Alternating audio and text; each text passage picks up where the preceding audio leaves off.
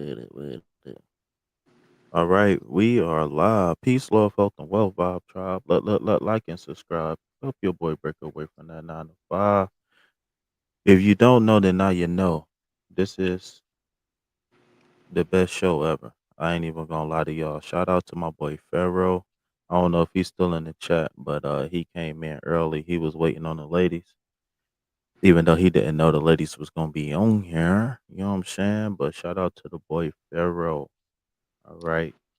We got a very special topic that's near and dear to my heart, right? And the reason why it's near and dear to my heart is because me being like a passive person, I've been able to blend in a lot of situations and circumstances. But because of my trauma, right? My unhealed trauma, I've caught myself sticking around in situations and circumstances that was on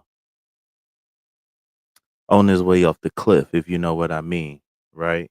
Um, let's just say the magic school bus didn't have any more magic. You know what I'm saying? So here today, I want to pose a few questions, right? Do opposites really attract? Is the name, and I'm gonna speak ahead of everybody, and I'm gonna say no, but I'm gonna just say that to a certain extent, you got to be compatible, right? And that's just my little one too. You got to be compatible, right? You can't be anatomically opposed, right? Like I've seen so many fail in relationships that it seemed like the only time they got along was when they was asleep. But I'm sorry, but don't nobody want to live like that. I know I don't. You know what I'm saying? And I don't think people should even rationalize with living like that. Like I don't think that that should be a thing. So I want to introduce our all-star panel, starting from my right. So the young lady with the anaconda, you want to introduce yourself? Hello, everybody. My name is Ariana. I go by Sister Girl on YouTube. I call myself Anime. But I am joining the live tonight to discuss this topic with you all. It is, you know, cool to be here. All right. So then right under me, um, in a nice little jean jacket, you want to introduce yourself? Hey everybody, my name is Alien Superstar. I'm just here on the panel to talk about this wonderful and interesting topic. See what we get out of this. Superstar. I'm a superstar, mommy. Look at me, no hands. All right. So last but definitely not least, um, what eye is that, right? Because you got one eye is truth and the other eye is the other one. So what eye is that? I can't remember what eye that is, but I know that's the right eye. But symbolically speaking, what do the right eye represent? I have no idea. Uh-oh. You need to tap into that eye magic then, girl. And it's so crazy because I did read about it like a couple weeks ago. One is like the Mm-hmm. eye of the Horus, and the other one is the eye of something. I think. Mm, No. yeah, that's cool, but I want to know what it means. But Oh. introduce yourself, and then I'm gonna Google it real fast.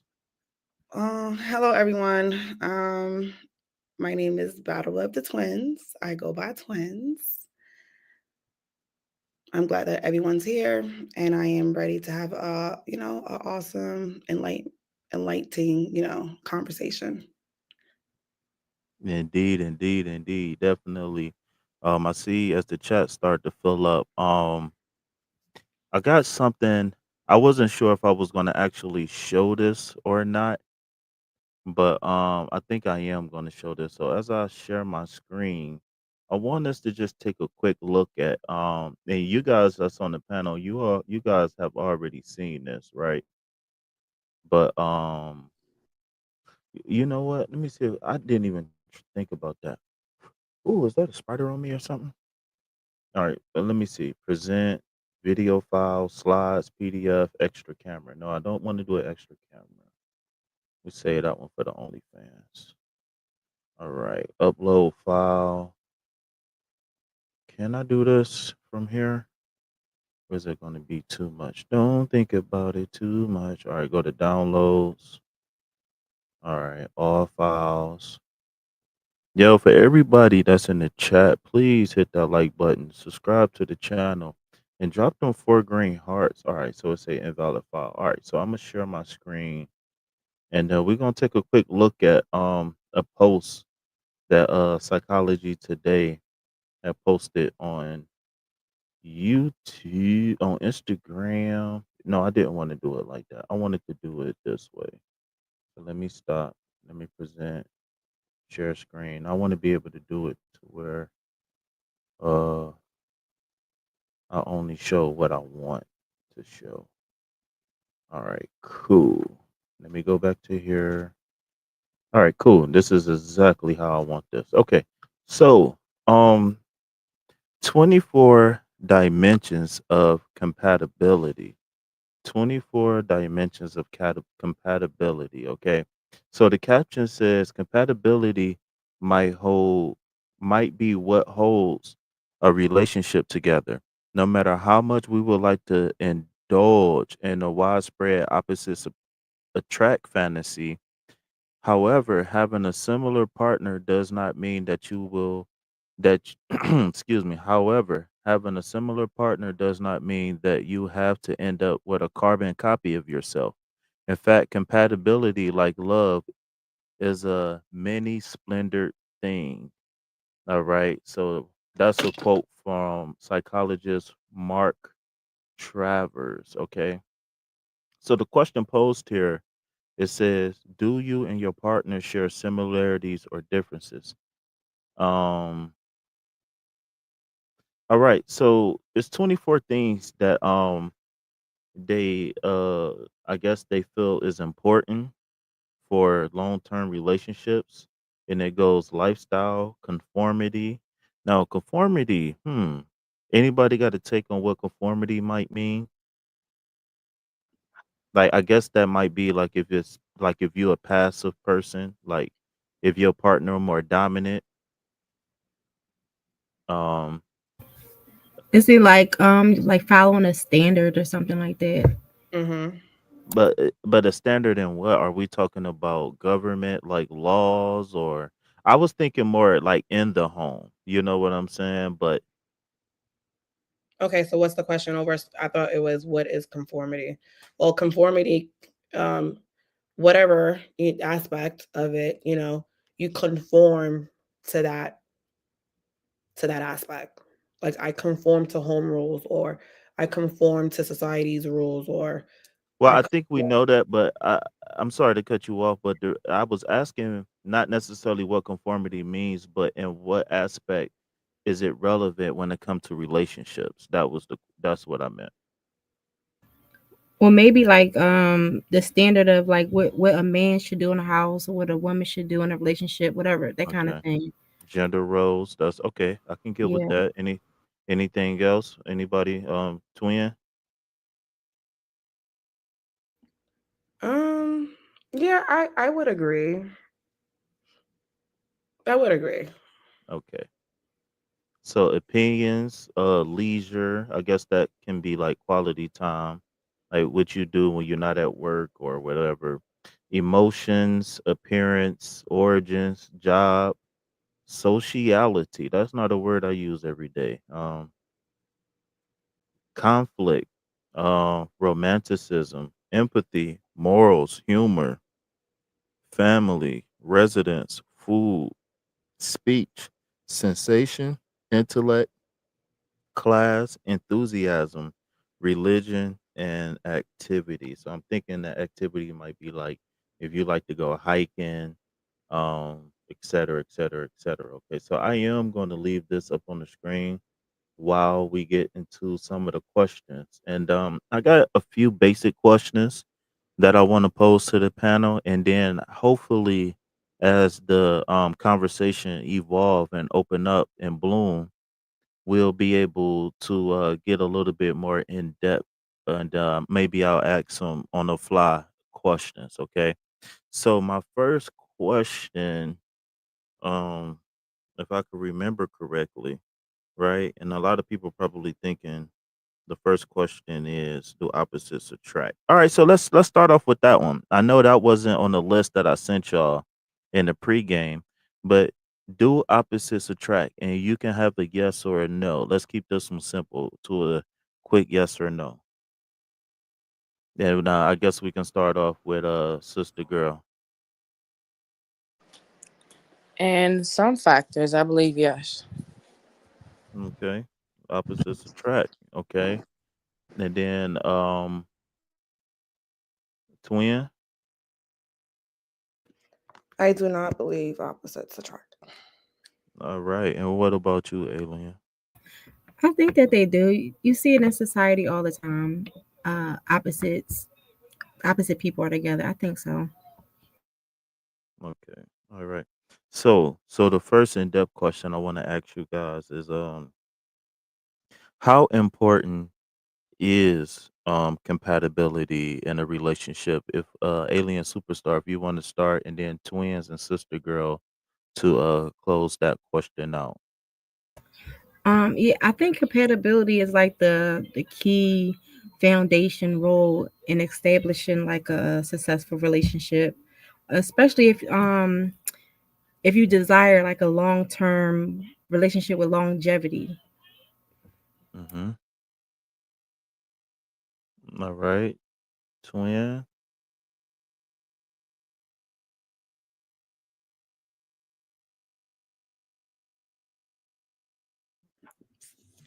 My fault. I was talking. It was on mute. Yeah, so the first question, so the importance of compatibility. Um, Yep. so with that, I think that it's very important when it comes to a relationship to have, like a key goal to like long-term success, right? Mm-hmm. Or creating foundation for intimacy. Um, Mm, and pretty much trying to like being compatible is like finding a balance in differences, right? Um, mm-hmm. those would be my top three as to why compatibility is very important in a relationship. All right, sister girl. I do agree with Twin, not to just piggyback off of everything she said, but also with compatibility in relationships, even if you are opposites, building that foundation between two people and finding common ground when it comes to daily activities or to have a mutual understanding and respect for each other into so where you can form a long-term relationship and things that you do enjoy doing together rather than the things you disagree on. That's why compatibility is important. Okay. So, sister girl, I want you to answer this question. Do you believe that um um a certain level of compatibility needs to be established before the commitment happens? And Yes, then we can go through the line if you guys want to touch on that subject. that is a strong yes. A certain line of compatibility is important before establishing a long-term relationship or connection, being because you get to know you, it's in the beginning of a relationship, not knowing each other at all. Compatibility can come from small talk and things like, you know, the smaller things like, you start with favorite color or birthday or whatever. You get to understand the other person's mindset and how they view the world. So with those, what was the question? Establishing a certain level. Now, what level I don't know, but do you feel like it's important to establish a certain level before the beginning of the commitment? Yes. And within that establishment of the compatibility, whether it's a relationship or just a friendship, That Mhm. established, ground of compatibility is what, gauges and causes the range in which you decide to invest more time into speaking with or being around or developing more, the importance of developing things and other aspects within the connection of building together rather than, things. If Because a person can have a lot of other things that they do when, like, being an opposite. Because I did Mhm. agree that opposites do attract, and my lifestyle could be different than their lifestyle. But when it comes to talking, um talking finding it easier to talk to someone, not that is not, like, not involved with certain. So say for instance, I'm an accountant and the person I was dating was, let's say, drug dealer. Not, excuse me, YouTube.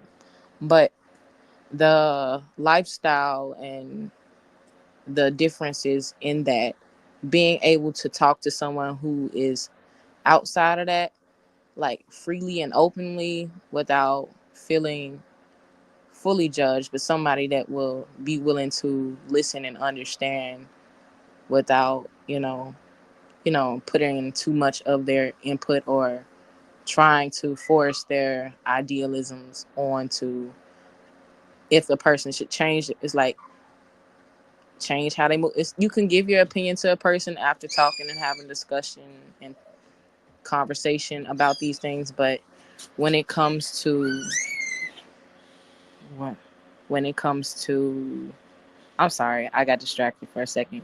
Can you come back to me? All right, go ahead.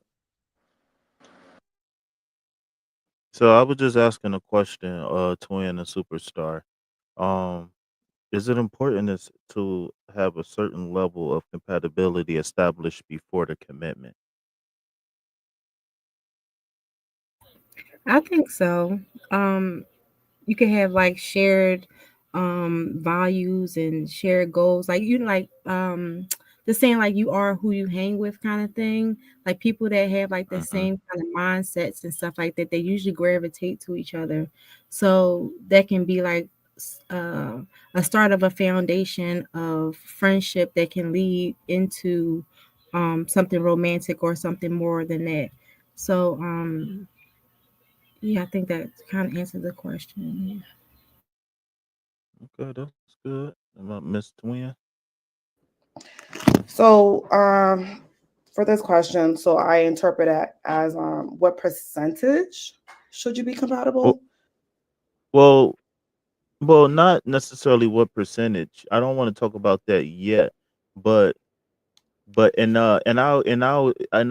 after you ask this question, I'm gonna ask another question that kind of go along with the mindset in which I'm like the thought train that I'm going down. But I just wanted to know, did you feel like it was important to establish a certain level of compatibility?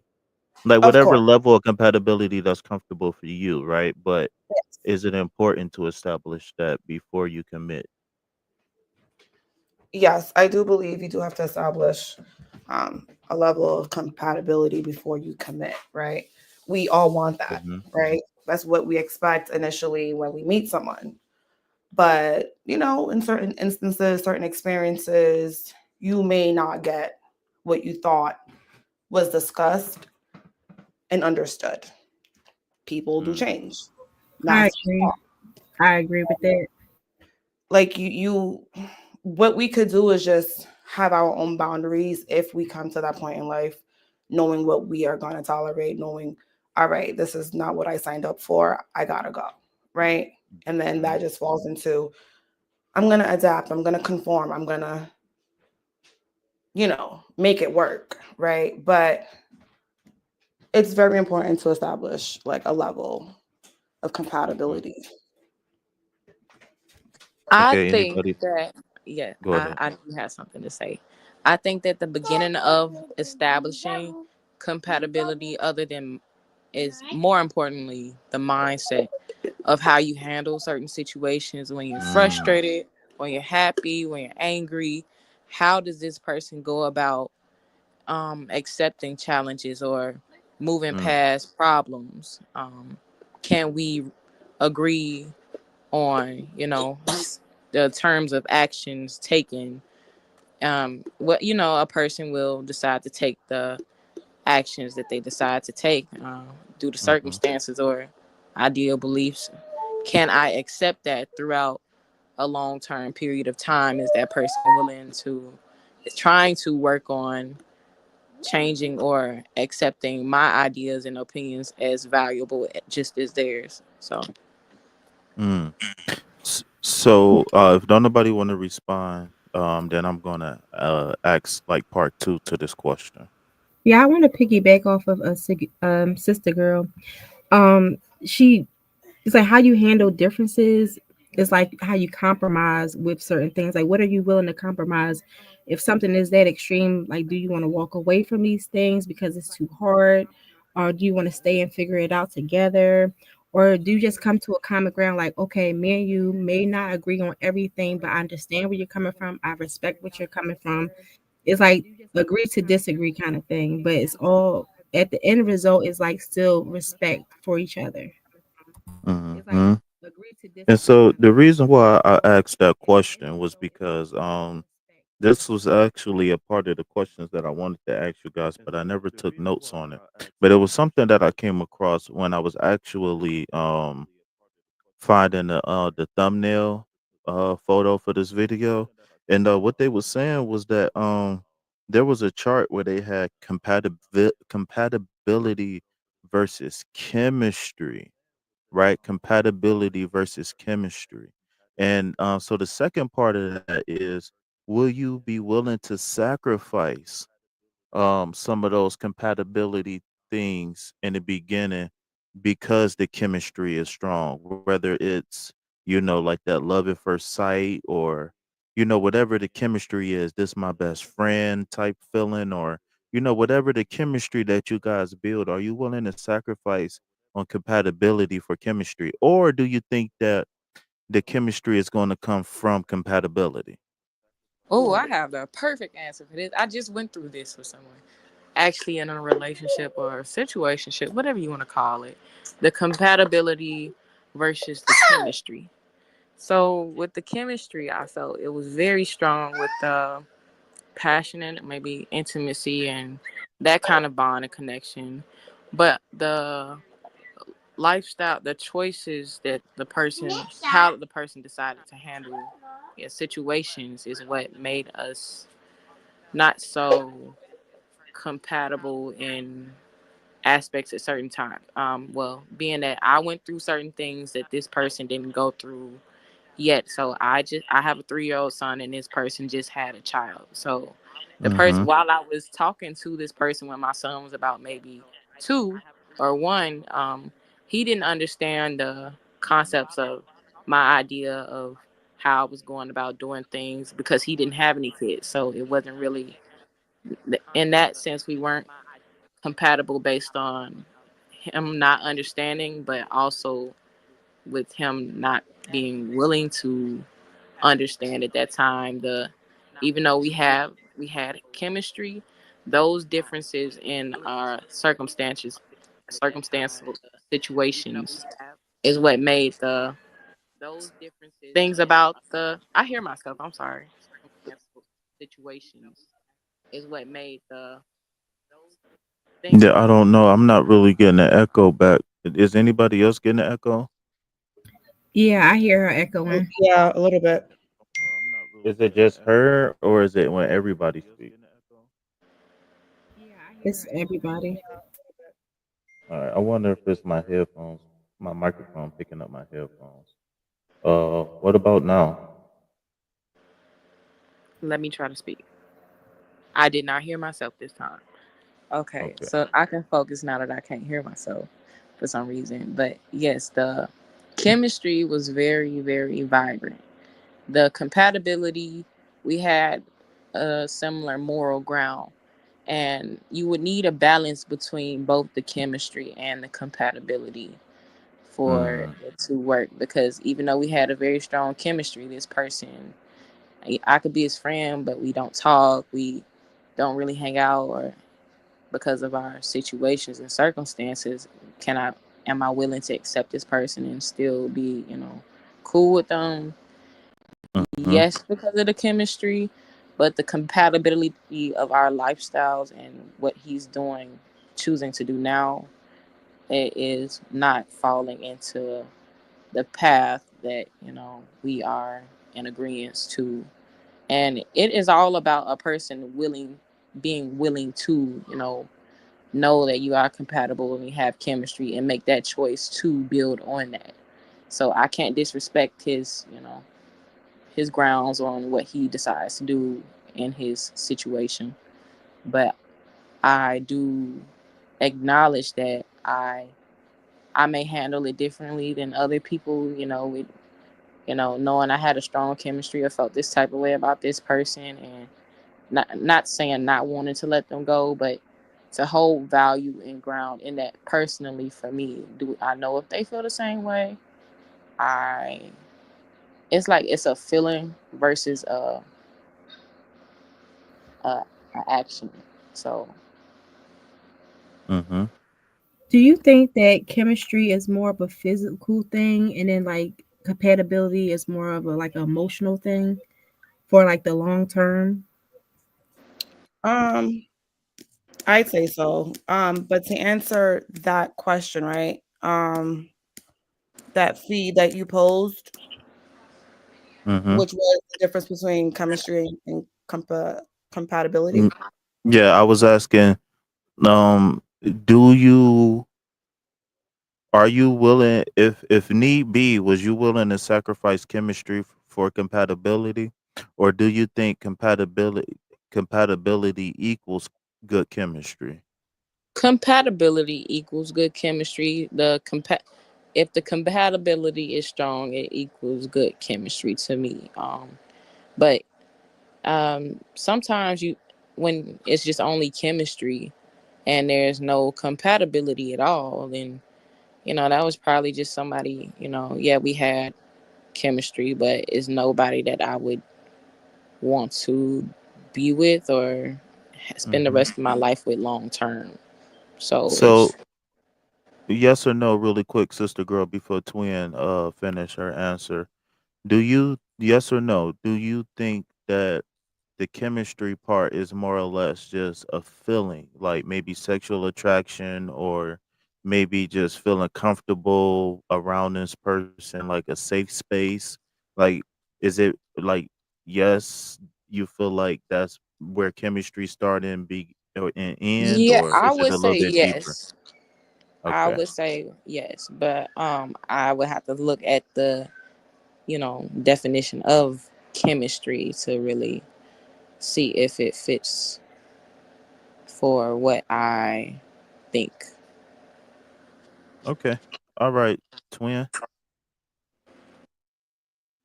Yes. Well, to answer your questions, right? I wouldn't sacrifice compatibility with chemistry.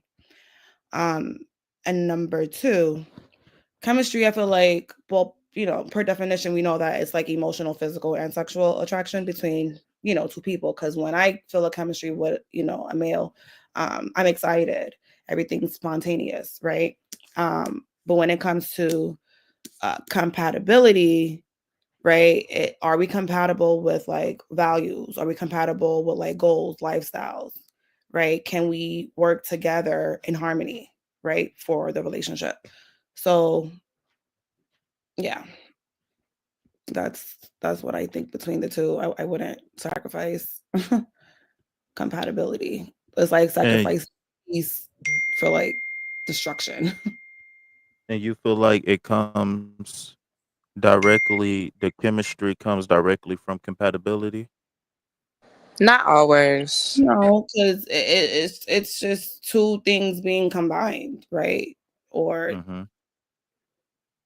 I mean, it should go hand in hand. Like if I'm compatible with a person, the chemistry is there. We compatible, everything's lit, right? But perhaps sometimes one would not find to let the two coexist. You know what I'm saying? Um, Mhm. yeah, like you can't have one without the other. Can't. Okay, Miss Superstar. What was the question again? I've got lost. So I want you to chime in a little bit on what you said about the physical versus the mental when it come down to the chemistry aspect. But the question was, um, do and now it's kind of a multifaceted question, right? On one end, do you believe that the chemistry is a direct result from compatibility?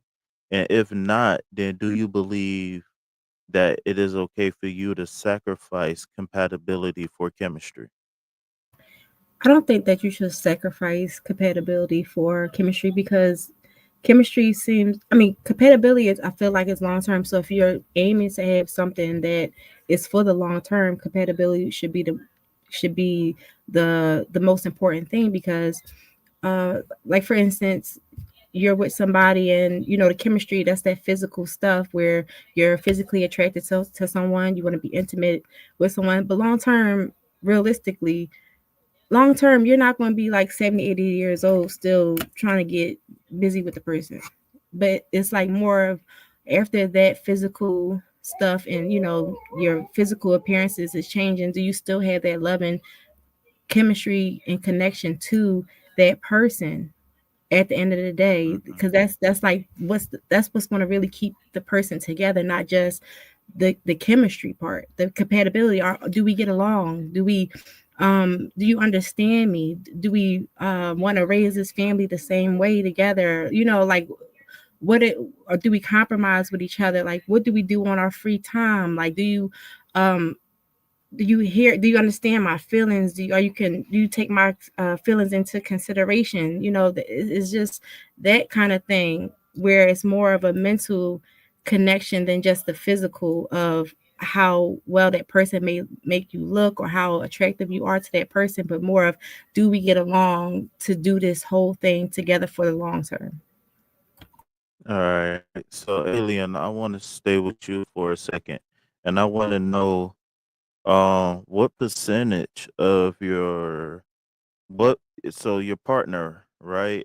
What's the percentage that you guys have to be compatible? If you could quantify it with a number, like what's the percentage of compatibility that you look for?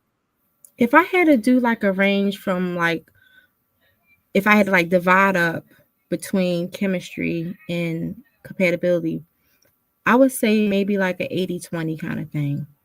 Like 80% of us being compatible because I don't want somebody exactly like me.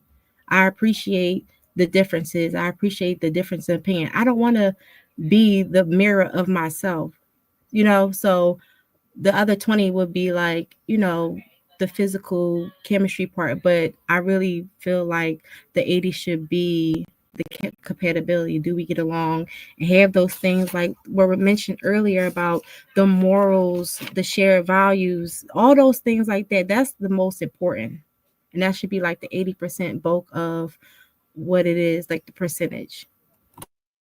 Okay, twin. So I want to know, uh, what percentage should you be compatible with your lover?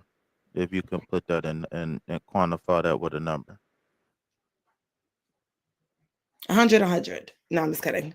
But I do agree. 80% to 20, because 80 of us, coexisting together in harmony, and then like I will definitely leave room for that 20% for differences where we could work and make it work. Like let whatever differences be workable. So I'd say 80%. Okay. So, sister girl, what percentage do you have to be compatible with your lover? I do say 50-50 for both. I do not want anyone that is exactly like me so that I can expand my mindset and understand the differences because I am that kind of intellectual person that wants to get Mm-hmm. to know do different things and do different things and change, expand my horizons and grow with someone. It's like but because the differences that they have and that make them unique is what makes them individually just as valuable to me as you know as they I am to them. So, and I don't think that I could personally an exact reflection of myself.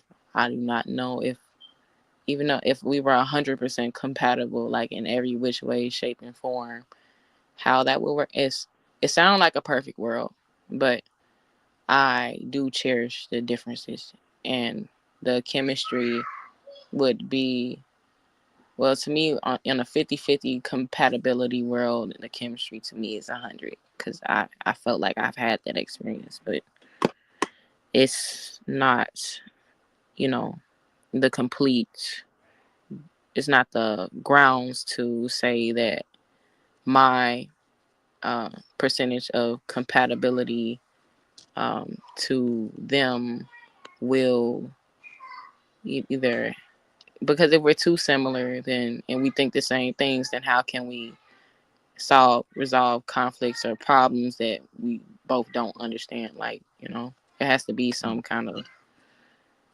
equal balance. Hmm. So I know I haven't really spoke that much, but I think now is a good time for me to to put my 2 cents in. And so at any point, if you ladies got any questions for me, then you can. But what I want you ladies to do right now is I want you guys to study that list. Okay, just study the list. All right, because we're going to kind of work off of this list a little bit, moving to the next phase of the conversation. But so all in all, right, me personally, I 100% believe that um for me, right, and that's not the public, for me, I believe that the chemistry has to come from compatibility, right? And so me knowing myself, right? And I got to say that I believe that my mate has to be um mostly compatible. And what I mean by compatible is like the twin flame, the soulmate type of thing where we got to see eye to eye on a lot of things. And I'm not saying that to be selfish or anything like that, but I am so atypical. I am an anomaly when it come down to a lot of things. Like I got a very unique viewpoint on a lot of things. I got a very unique perspective. I got a very unique trajectory that I'm on in life. Like I am not the average at all whatsoever. And by me knowing that, then I know that I need to be compatible with the one I'm going to be with. And like I said, because of me being passive, because of me being a people pleaser, like me being passive is just me being passive. I'd be passive no matter what, right? I'm like a 50-50 in the middle type guy, like not super aggressive, but you're not going to, treat me like no B word either. You know what I'm saying? Like you might be able to say something under your breath, but if I ask you what you say, and you don't repeat it, then I'll give you a pass. You understand what I'm saying? But oh, I forgot what I was about to say. But me being passive, it's like it's been times where it was like, okay, well, I can not do this and I can learn how to like this, or I'll be at least be open to allowing that person to express. And after being through so many failed relationships, I just feel like I'm at the point to where we got to be compatible, man. 80, 90, 99% compatible. And with that 99% compatible, right? I don't mean that like we got to spend every second together. I don't, like we don't have to do everything together all the time. Like you still can have space to do whatever it is you want. But I know like me not being socialized as a child, me not being able to go through some of the growing pains that people went through socially at like 6, 7, 8, 9, 10 years old. I went through those things. I was essentially like a 21-year-old with a 16-year-old mind, stuff like that. So I've been behind the eight ball for most of my life. And so since I was making these hard, um, since I ran through so many icebergs and I had to make so many hard decisions on the fly because I haven't lived with my mom since I was what? I mean, I went to foster care 8th grade, went back home in 9th grade, and then I didn't even finish 10th grade, and I was out on my own. You know what I'm saying? So I've had to spend a lot of time figuring myself out on the fly. And so that's how I got to be so stern on who I am and what I like, what I don't like. Right. And so some of the things that I just don't like, I don't stand for, it'll make the average person uncomfortable. You know what I'm saying? And it's not because I have malicious intent, but it's just because I just got this particular set of views to where I've dealt with a lot of different women, man. And I don't say that to brag. I say that very humbly, because it's been an honor and a pleasure, because I've been, at sometimes I was a piece of shit. Sometimes I was a voiceless victim in relationships. Like I've played every single role in a relationship. So just me knowing that experience and me getting to know myself, like I learned what I like and what I don't like on the fly. And I think that's very hard because not only do you got to raise yourself, but you got to be able to self reflect. And then you got to be able to heal the things that you go through while you're going through them. And it's not easy, right? I'm still healing. I'm still pushing myself every single day. That's why I'm so hard on the people that I'm close with because I'm pushing myself every single day. And even if it's not physically on the third dimension level, it's definitely always something going on the fifth dimension for sure. Um, so if you all don't have any questions, comments, or concerns, there was something else that I wanted to touch on, but I started flowing and I forgot. But if you ladies don't have any questions for me, then we can go ahead and proceed to the next aspect of the conversation. You can go to Let the me see next if I one. can get some music. I forgot to play some music. So what we want? We want that Ron Jeremy. What we want, y'all? What kind of music we want in the background? All right, all right. Not daydreaming. I think lo-fi was pretty cool. I think I like the lo-fi music.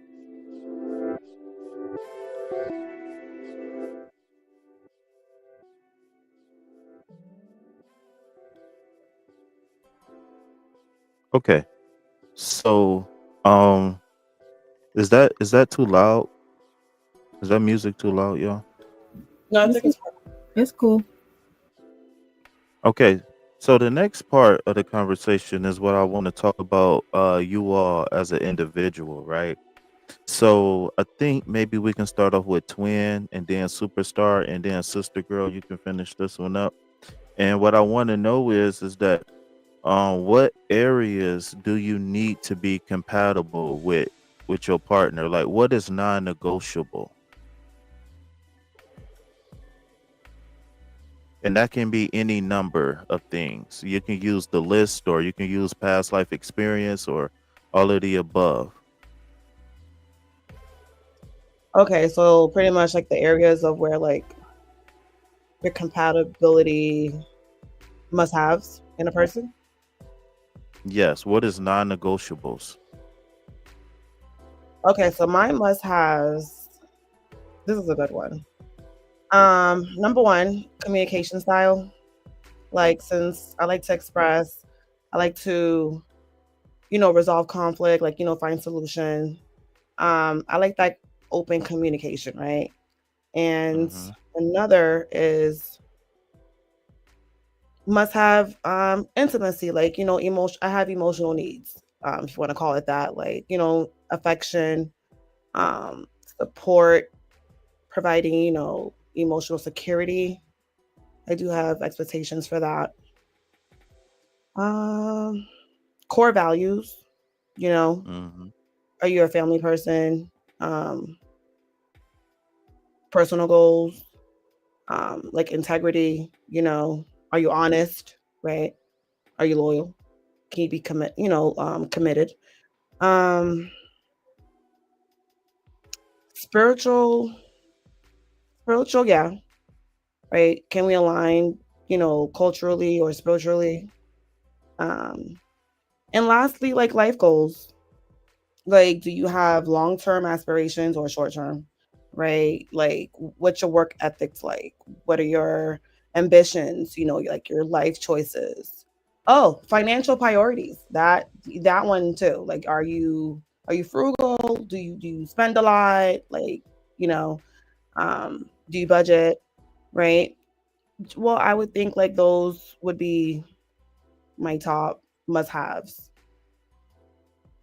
for Okay. compatibility. Thank you. All right. So alien and then sister girl, if you want to post that out. Yeah, I 100% agree with twin, with all those qualities in a person, the morals, the values, the conflict resolution, the physical and sexual compatibility and stuff like that. But also with me is that I'm a mom of two, so it's really important that um, the person that I'm with gets along with my children, because it's like a package that you're getting, you know. So it's just like I Mm-hmm. when you get me, you get them too. So that's important in connecting with a person, how in the role, like it's like you're coming to a role into this dynamic now. So it's just like how well is it has to be harmonious in some kind of way, because I don't want to be torn in between my person and my children. It has to melt all into together to be a family, because ultimately that is something that I want for the long term. I didn't want to be a single mom, but circumstances happen. But moving forward, that's what I want for my children, is a family, because I didn't come from a healthy, stable family. But that's something that I'm striving to provide for my own children. So that's one of the top things that's important with dealing with a long term relationship. All right. Beat the cake, anime. Well, I really feel like everything that both of them that they just spoke and said was clear cut and precise. With I agree 100%. Mm-hmm. All right. So, um, alien superstar. I mean, yeah, alien superstar, sister girl, and then twins. So, what is not a necessity? What are you willing to negotiate when it come down to compatibility traits or areas or whatever terminology you want to use? Um, oof, I don't know. It's hard to answer that question Are you because talking about from the 24 dimensions of compatibility? What are we willing to negotiate? Or so I could go first. uh hold on one yeah, second. So oh, to answer. Okay, so what are you willing to negotiate on can be based off of this list, or it can be based off of personal experience. Like, because the thing about this list is very every subject is very general. Like every one of these 24 is very general. Like there's so many nuances that goes into every single one of these 24 things. So you can use that as a guide. You can use your past experiences as a guy, whatever. You know what I'm saying? So I'm gonna pass the mic to Alien and then Superstar. I mean Alien then Sister and then Twin. If you wanna hit it with the big bang at the end. twin, you can go first. She can go first. She wanted to go first. That's Okay. fine. All Okay, right. well, Go I ahead, could Twin. answer it with the Big Bang. All right. So areas where like I feel I don't need to be fully compatible with my significant other. Okay, for one example, like hobbies and interests. Like he could be a basketball person, right? And I could be a Uh-huh. football person. Like I could sit and watch a game with him. Likewise, he could sit, and watch a game with me, right? If the Giants are playing. um, I'm so when it comes to like personality traits, like I'm a extrovert.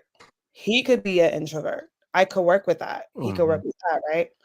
Um, let's see, like music, food, his types of movies, like different genres. Like I could like thriller, horror. He could like comedy and action, right? I could work with that. Food, music, like different tastes. If that's workable. Like I could be vegan, right? And he likes to eat meat. Like, you know, I could work with that. That's doable. Um, when it comes to like where we don't need to be like fully compatible is like many differences. Mhm. Like, like we could talk it out, have a discussion and then come to an, agreement. Um, for me, that would be,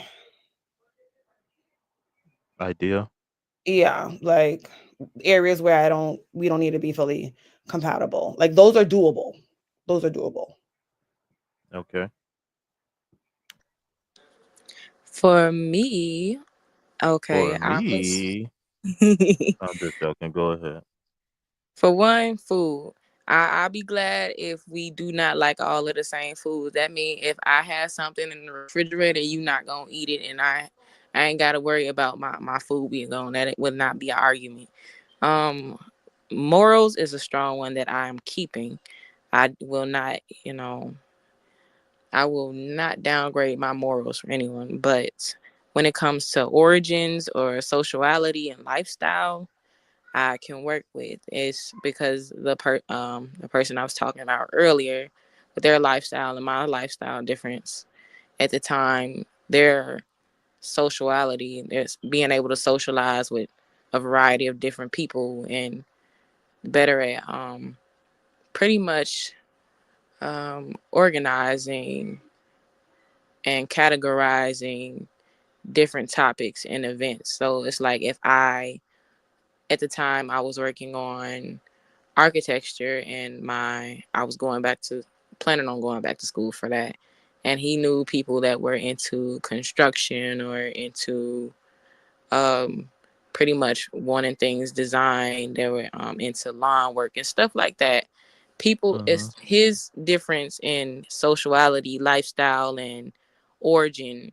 It made him, more fluent with speaking to a variety of different people in a way that it also, if I needed a connect or a resource, he knew who I could go to or who I could talk to. And with that level of trust within a person to, their face card and how they're looked at in society and who they would recommend is, a strong key factor in, being able to work with a person and work with other people and have that trust and mutual respect for, okay, this is someone you recommended.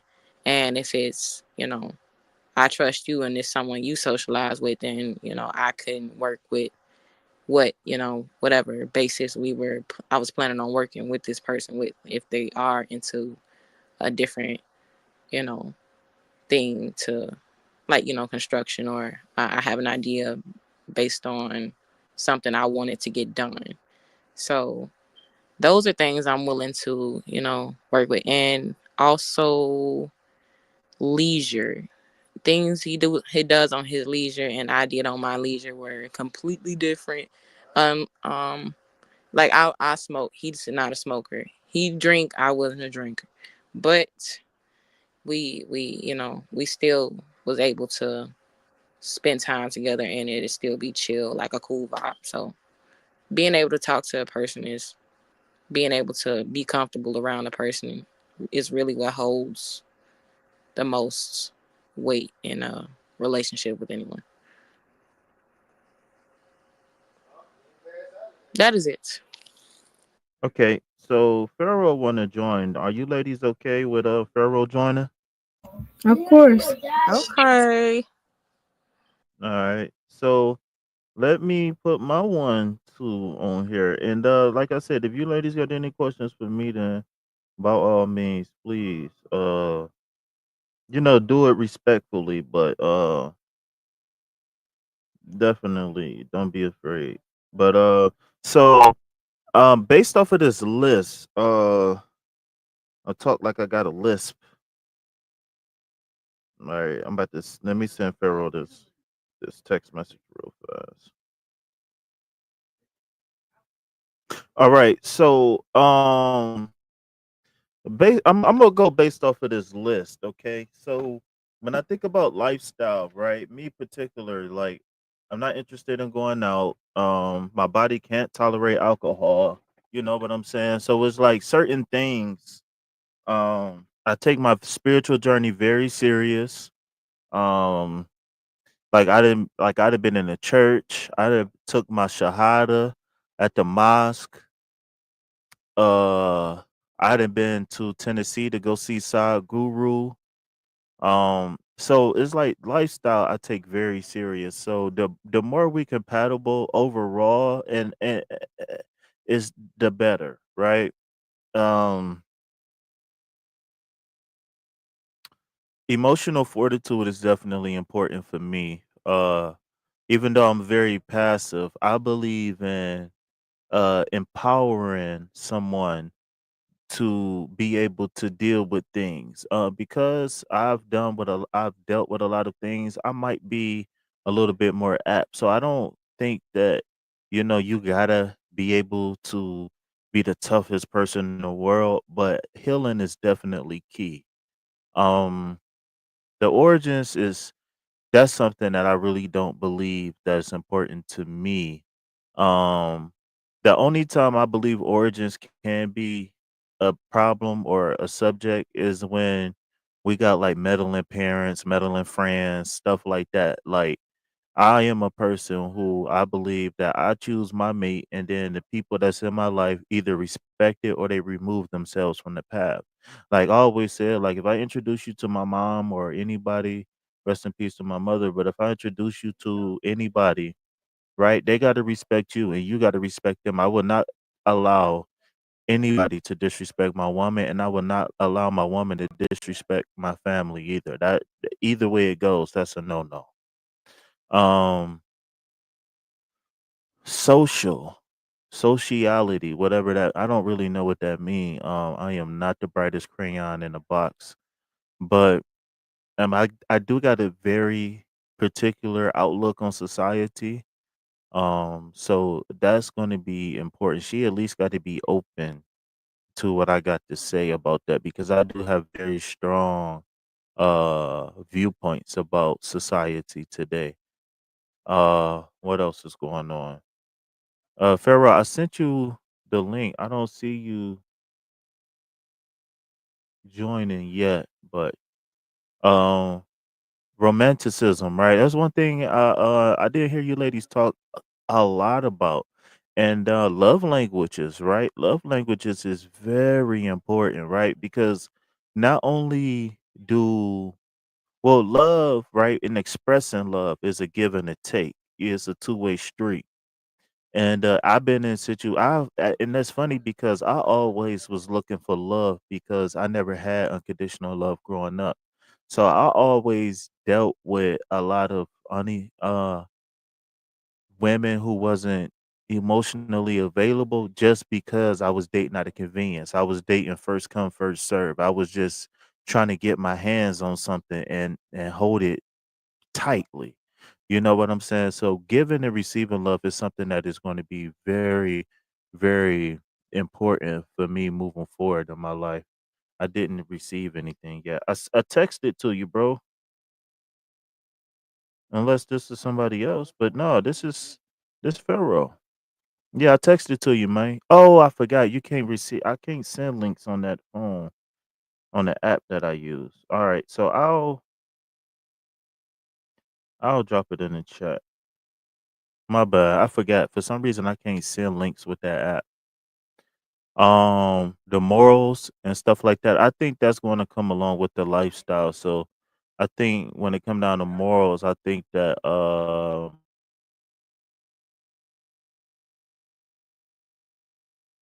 think that's going to be something that's going to be very important.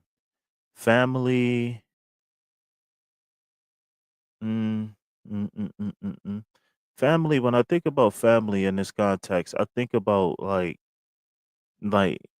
like family values, like how, or not family values, but like what do you want as far as a future family, and like how close you are with your family. I think all of that is very important. See, I got brothers, and but I'm not super duper close. Like I'm close to them, but from a distance. You know what I'm saying? So I'm not one of those people who believe that uh I'm not one of those people who believe that are you asleep, Pharaoh? I'm here. Oh, okay. It sounded like you were asleep for a second. All right. So I'm not one of those people who believe that what was we talking about again? Um family. The I don't even things remember. that you agree with, you can, you No, it know. was some specific I was going to talk about with family. I don't remember the last thing I was saying when it came down to family. I was saying that I wasn't super close to my family. Um, I don't remember what I was saying, but I'll come back to that. So, looking at everything else, class, I don't care about class. I don't care about class. Conformity, leisure, appearance. Um, I think appearance for me is an important one. And because I know a lot of people, male and female, they mask a lot of insecurities and stuff like that with clothes and shoes and makeup, etc., haircuts and hairdos and all of that. And so appearance is important to a certain degree. I don't believe that your appearance should define who you are as a person. Whether you're talking about clothes or hairstyles or whatever. So that is a very, very important subject. Job, like career outlook, money, etc. That's not a huge thing for me because I hope one day to be financially independent to where I can work when I want and I'll be able to if I like strike it rich or whatever, or if I have a decent income, then I don't mind being a breadwinner. I definitely don't mind. Conflict, as far as conflict resolution, that's very important because like I said, emotional intelligence is very important to me. Empathy, I think my partner is gonna naturally be like an empath or empathetic. Like I don't think that I would be compatible with somebody who isn't. Humor, I guess that's not something that's super duper important. As long as she laugh with me and not at me, I think that's okay. Cause I got low self-esteem. So if you see, here you go. I knew somebody was gonna laugh. But You said with as you, not at you. I was agreeing. oh, okay. Okay, all right. Residence. I think residence is important because I am not big on spending, $300,000 to live in the middle of the city with a whole bunch of big city problems. Like I'd rather take that $300,000 and get like 100 acres. And you know what I'm saying? Like that's just me, but whatever. So I think that's going to be very important because even if even if we don't move like off grid or anything like right away, I definitely don't want to be shacking up somewhere where I'm not comfortable. Like I said, I'm not a big city person. Speech. I really don't know how important speech is. Well, I guess maybe speech when it come down to like words of affirmation and stuff like that. But when it come down to, I mean, as long as she's not disrespectful, you know what I'm saying? Like that's really not that big. Like, if I don't know what they mean by speech. Um, maybe they talking about if a person, I don't know if they talk about if you speak proper English or, but I don't know. But I A don't different right from language. what I mean, if you. I have no clue, but I don't think that that's going to be super duper important. As long as she's not disrespectful and always talking about my nigga and or Oh, you bitch ass it's nigga a or speech none of must that. be slang then, because Yeah, that's if what I'm thinking. the Like, person say for sure all the time, eventually you around them enough, you got that from you say for sure well, type. I don't care. I don't care much about your speech or like your dialect or nothing like that. But as long as you able to articulate yourself, like if we having you like emotional time, as long as you're able to articulate yourself when it's necessary, then you know. I just don't want nobody walking around talking like a gang member or something like that. I'm gonna look at you like you're crazy. Intellect. I think intellect is very important for me. I think that um, I won't be able to get along with somebody that don't have an intellectual prowess of some sort because that is something that is very important to me. I love learning new stuff. Like I'm always learning new stuff, man. So let's see, enthusiasm. I'm like I said, I'm very passive. So sometimes I can be enthusiastic. Sometimes it might not show on my face. You know what I'm saying? But sometimes I'm cool. So, that's not really huge when it come down to my partner. Like she don't have to be like, "Oh my god, I love that for you." Like she don't have to do that, but it will be nice to to get a pat on the back. You know what I'm saying, or whatever. And when it comes down to activities, I think that activities is important. And the reason why I say that, the reason why I feel like most of these is important is because like I said, I've been in relationships where I had almost nothing in common with this girl or these women, right? Because there's been multiple, right? And it was just like the chemistry was cool. Like we didn't fight, and she had things that was attractive about her, but I like I've I've dated a lot of different women, man, and it's just all of these things. I just feel like this at the end of the day, the more we are alike, the better because I believe in that whole twin flame, whatever, whatever. Like I believe in that, and I really, really, really feel like that's important for me moving forward. Like I said, just because we're compatible and everything that doesn't mean that we gotta spend every single second together. I now that's up to you. Because if I love you, then I'm gonna want to love you, nurture you, care for you. I'm gonna want to rub you down. I'm gonna want to feed you soup and animal crackers, and you know what I'm saying. I'd probably do everything except for paint your toenails because I don't like the smell of toenail polish. You know what I'm saying? But that's just me. Like I'm a lover. You know what I'm saying? And then especially if I'm like making a certain level of money to where we got some sort of financial independence, the more my woman can be my best friend, the better. You know what I'm saying? Like the more we can be best friends, we can whatever, play video games together, watch YouTube together, do YouTube together. If she want to be my camera woman on OnlyFans, I'm just joking. I'm just joking. I'm just joking. But in all seriousness, though, like whatever, the more we can be compatible, the better. Because, like I said, I've been in relationships where it was like a 25% compatibility rate, but like we had good sex. Like we drink. It's been times where like literally drinking was like the glue, the main thing that we had in common. You know what I'm saying? Besides some good sexual chemistry, it's been times where like smoking weed was pretty much it. Like it's been time like you don't know. Like I've had a lot of relationships that held on by a string, literally. And I'm not willing to sacrifice anymore.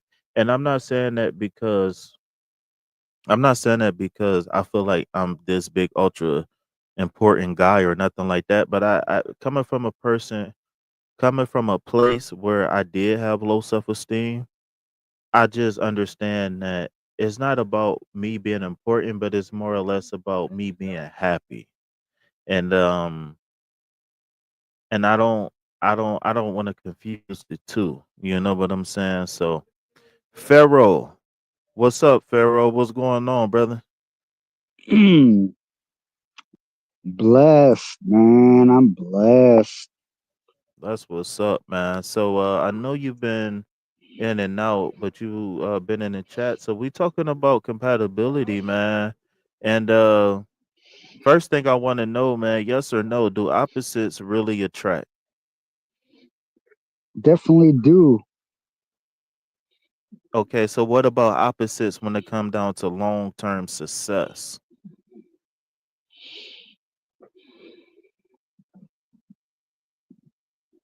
When I hear that, how I analyze it and look at it and Mhm. dissect it, I'm thinking of the words of resilience, adaptability, honesty, open mindedness, willingness, change and growth. Mhm. So here I'm looking at this list here, and this is just a template. And a Mhm. template you can create any way you like. You can add, take. So we're weighing out pros and cons. So for me, a deal breaker would be right now this higher evolving self of mine. What I came from, my shadow works I did, and I know I got to maintain them for life. Is um, I frown on drinking and drugging right now. Mhm. So the adaptability by choice to change, man. If they don't have that humility of wanting to improve themselves to be a better person, that's my red flag right there of cutting ties. If they can't challenge themselves, and this is a judgment list, and I feel guilty, but guilt is one of my navigating tools of emotions. How I proceed forward in my life journey and helping not only self but humanity heal their heart. So if a person's not healing themselves, I know we're not on the same journey right now. We're never on the same Mhm. journey. What I mean is parallel. Mhm. So let me So ask you this: if you can quantify a number, what is a percentage where you think could be good for you of a potential life partner? Like what percentage do you feel like you have to be compatible with your mate? honestly, I wouldn't ever use a number, Okay. and the reason for that is just the willingness, the transparency of being vulnerable and both willing to work and communicate with each other. So this percentage is a construct of a measuring tool and is a distraction from putting in the actual work. And what do you mean by putting in work? Willing to compromise for each other. So are you willing to compromise compatibility for chemistry?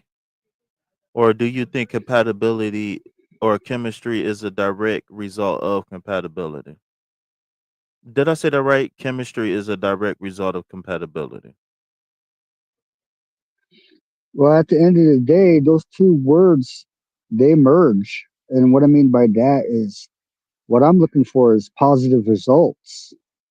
Mhm. So I'm looking for the willingness to a person to change. Like for example, I know I'm not perfect. I love my flaws. I'm built with broken pieces, but in my higher power's image, I'm perfect.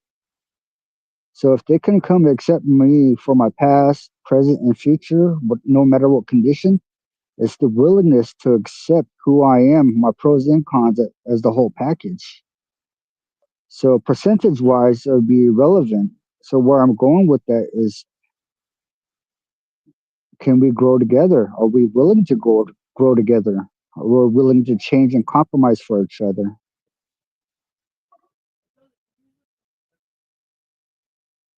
So then, what at what level do we draw the line between growing, compromising, and this is too much? Like, is there a too much for you? Oh, deal breakers. Yeah, man, definitely. So, for example,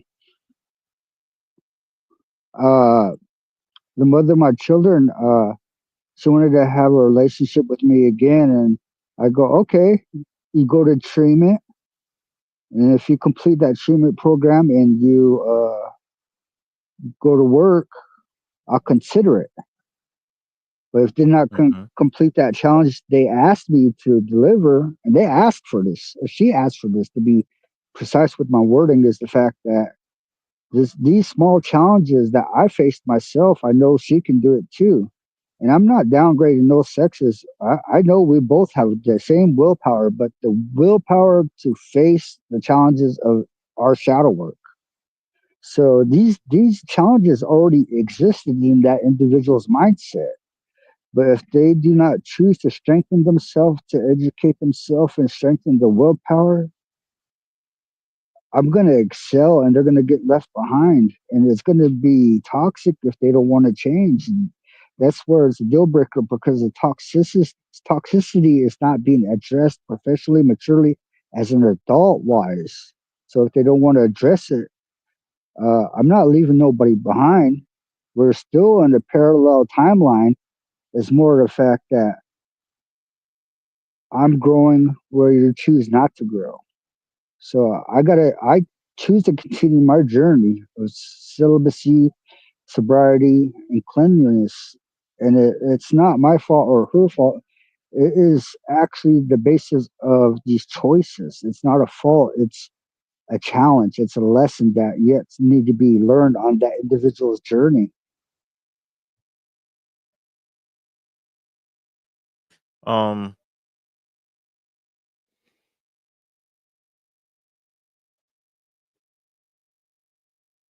Oh. Mm, mm, Let me see. Let me see. Let me bring the ladies back into this. So now, while we talking about compatibility, right? One thing when I was reading this list, I didn't really hear too much about was love languages, giving and receiving love. Like, let's see if we can start off with Alien Superstar, right? Just give me your take on love languages, like how you like to give and how you like to receive love, and any other details you want to give on that. All of them. No, but seriously, I think for me, all of them are important because that's how I express my love to who the person I'm with. Um, and learning how to receive those things as well. So, um, love language are and honoring your significant others love languages is important to keep that strong connection and bond with the person. So learning and understanding what your partner's love languages is is key and to having a nice healthy relationship with the person that you want to go for long term, and not being selfish with it too, you know, holding back and all that stuff like that. But I hope that answers the question. That's okay. Twin. I'm here. What's the question? So what I want to know is that why you not paying attention? No, I'm just playing. So the question is giving and receiving love, the love languages. How do you like to give and how do you like to read? That sound X-rated, but how do you like to give and how do you like to receive love? The five love languages. Well, my love language is quality time, um,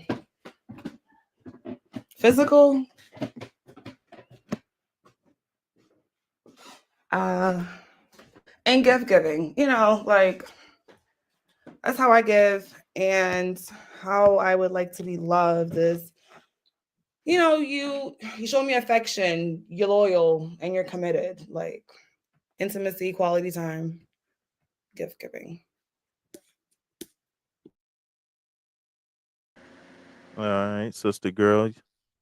Okay, I am ready. So my love language in particular would be um, open line of communication. Having the willingness to. Mommy. Yes, you. Need Batman. You want to watch Batman? Okay, I'll be in there in 1 second.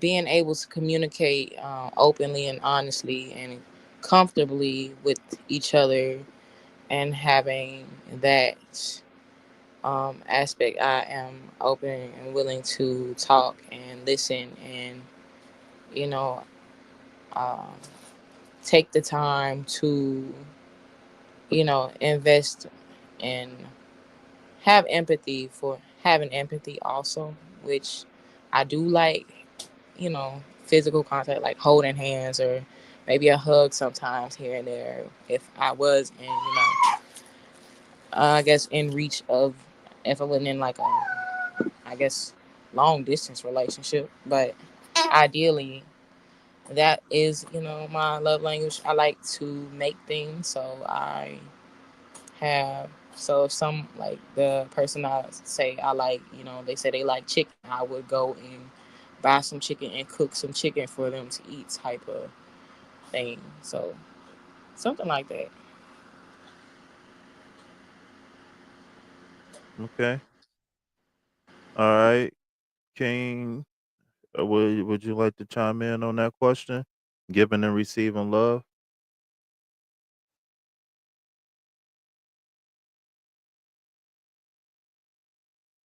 Uh, Mr. Pharaoh.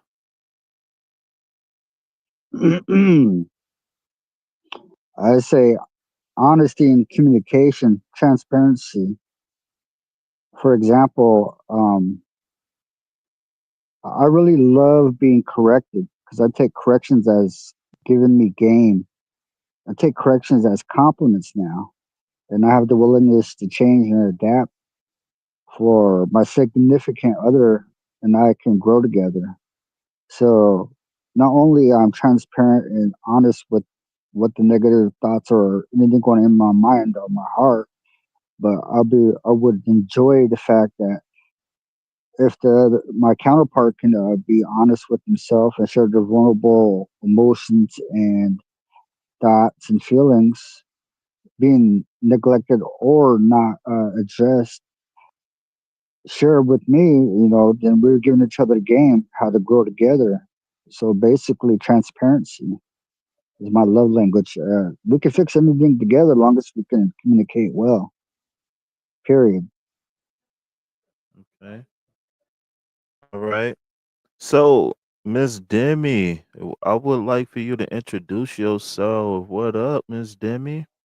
Hi, Hey. everybody. I'm late to the party.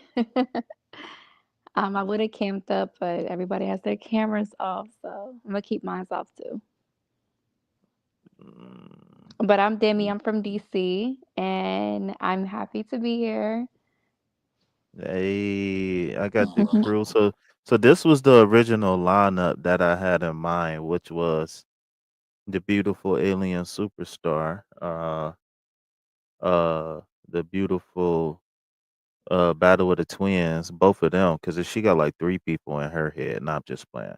The beautiful sister girl, and then the beautiful Demi, and then it's nice to get one of my brothers up here, man. Pharaoh, it's an honor and a pleasure to have my brother Pharaoh up here, man.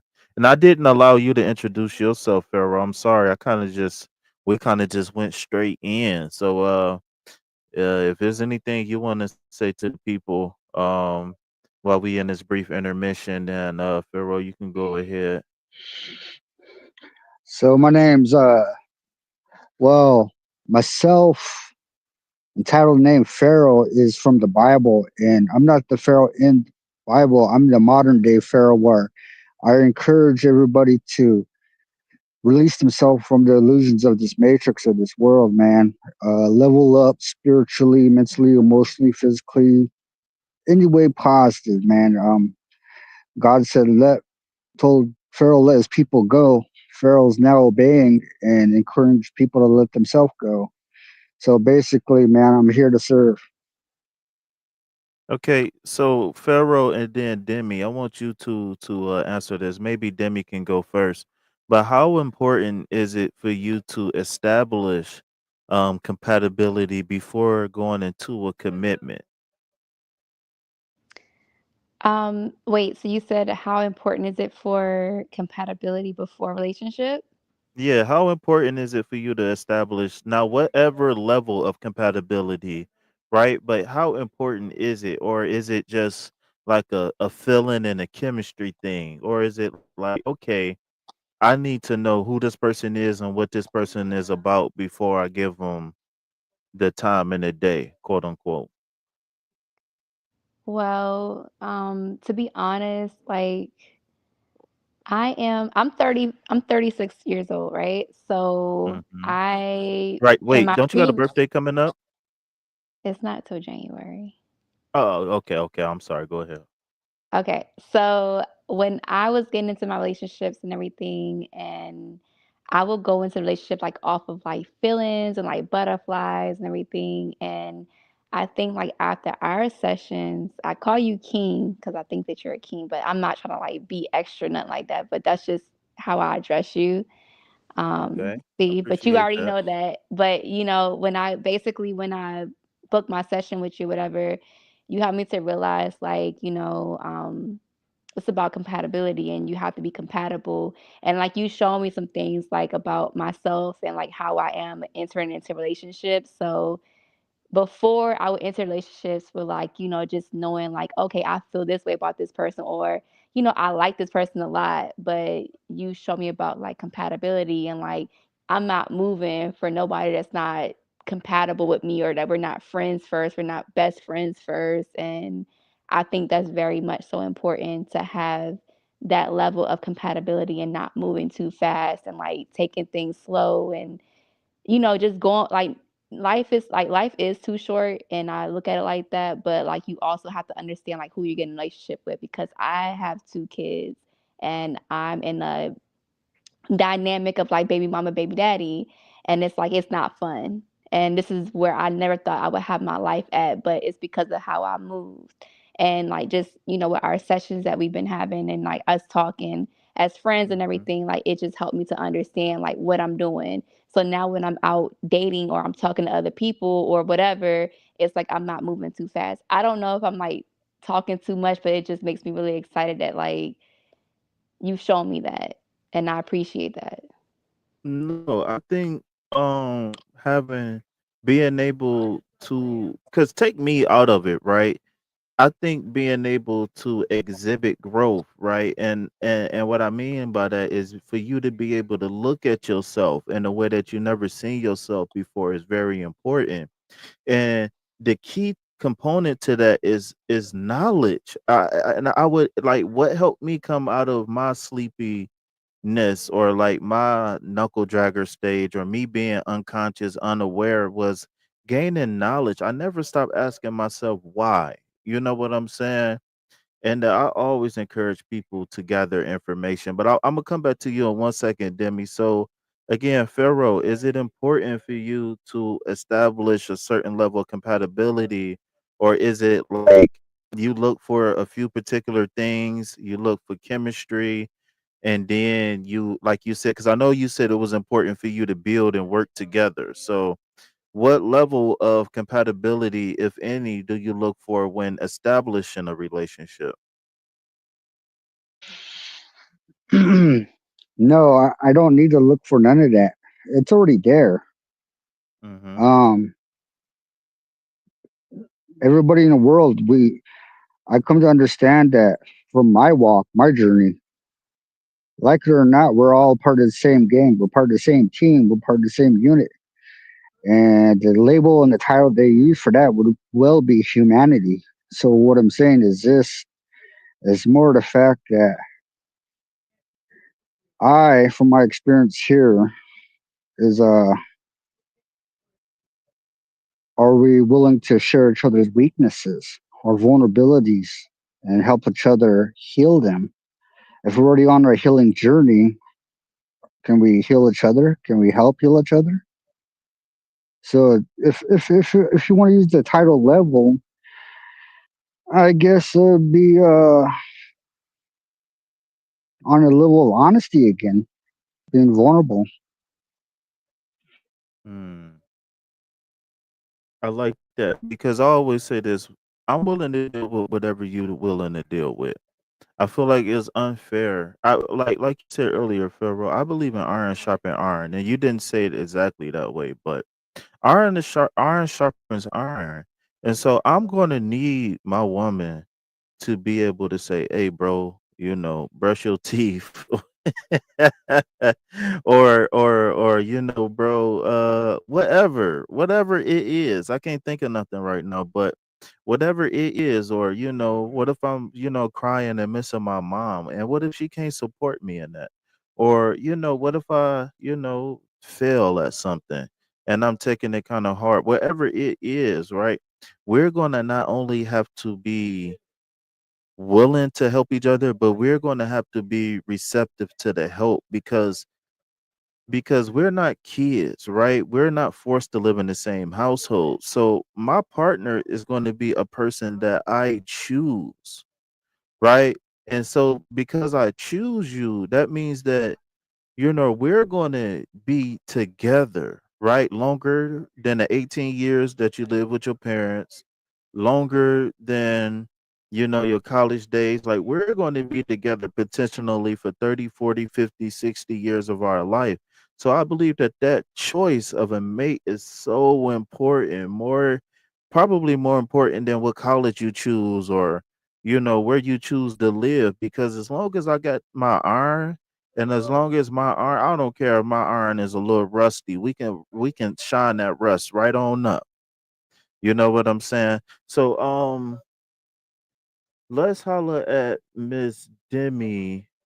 And I want to know, Miss Demi, is there anything that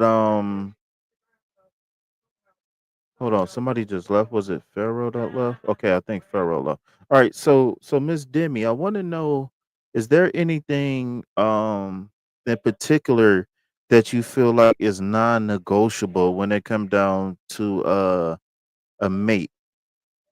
Like, is there anything that's non-negotiable? You cut out a little bit. I didn't hear the question. Sorry. Okay, so what I was asking was, just in general, when you talk about a mate, are there any types of, or so like any type of anything, whether we're looking at the dimensions of compatibility or personality traits or anything, is there anything that is non-negotiable when it comes down to choosing a mate? Like, is there anything that you absolutely gotta have from a person? So my non-negotiables are like cheating, texting other women, needing to seek attention all the time, like needing to be like the center of attention, always have that like that shiny, what is it called? That shiny syndrome where you like, oh, that's brand new. Or, oh, she smells good. I need to go over there and talk to her. Or like just always having like a woman or a best friend that's a woman in your back pocket. Those are like my non-negotiable because I feel as if like, or even just like when we're in a relationship and like, um, you got to go tell somebody, you got to go get advice from people instead of like talking to your mate. Like that is like my non-negotiable because I just think that like a relationship is private and like that's I don't like to have my business out there because it's things that I like to manifest. It's things that I like to do and like, I want to build it's things that I tell my mate as a secret like okay, like look, I want to like manifest this or whatever in my life or whatever and I don't want people to know how I'm getting it. I can get a grant or I can go over here and get this and we can do it this way. And you go over here and you're telling everybody what I'm telling you. Like that's like crazy to me. And that's like my non-negotiable. If I tell you something as a friend and like that's a secret to me and like that's how I found out how to get it because I did my Mm-hmm. research on it, it's like that's not your place to go over there and tell somebody else like how I'm getting my money or how I'm doing this or how I'm doing that. Like that's not fair because it might not be meant for that person, or it might not be within their life path to get that. They might be supposed to go it and do it a 9 to 5 or do it a different way. Everybody has their own life path and their own lessons in life and their own things that they have to do. So why are you telling a life path 3 how to get to a life path 9, and it's not like they can't even get to that level? So it's just like it's things Mm. like that that I just don't like. And like, you know what I'm saying? It's just it's levels to this shit, and I believe in that, and I believe that there's levels to everything. Like I'm not Trump. You know, I can't do what Trump does because Trump has a different lifestyle. So I can't do things how he does it. But please believe, like, if he has 24 hours in a day, I can get there too. That's how I feel. And this is why I wanted Demi up here because Demi bring a certain level of fire, and I'm not saying that the other ladies don't have their own unique personalities, but just I like listening to Demi talk because Demi be she be talking her talk in a very unique way, man. I don't think I'm missing is a period. That's the only thing I'm missing. Demi, hit me with a period real fast. No, we're not doing City Girl. Stop it. Sorry. No. I'm about to make some mozzarella sticks. We're not doing You about that. to make some mozzarella sticks? Yes. Period. Mozzarella sticks, period. All right, Pharaoh. I know you kind of touched on this a little bit, but if you don't mind doubling back, I know you were saying that like a willingness to grow, right? A willingness to be open and sharing. Was there anything else besides the things that you mentioned that you feel like are must haves or non negotiable when you're talking about a mate?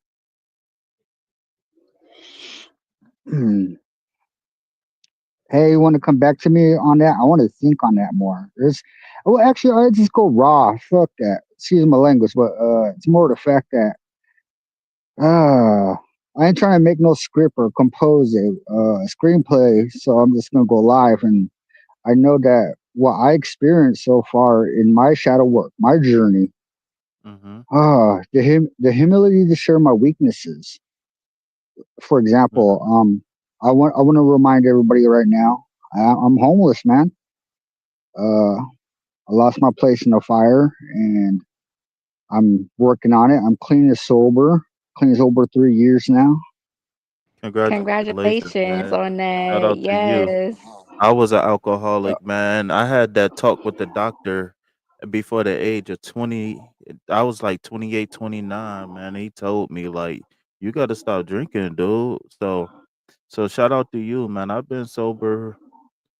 I had a small little relapse a little bit around the time my mom passed away. So I think I've been going strong for maybe like 3 going on 4 years now maybe or something like that. So shout out to you and so everybody else who have been dealing with, those type of issues.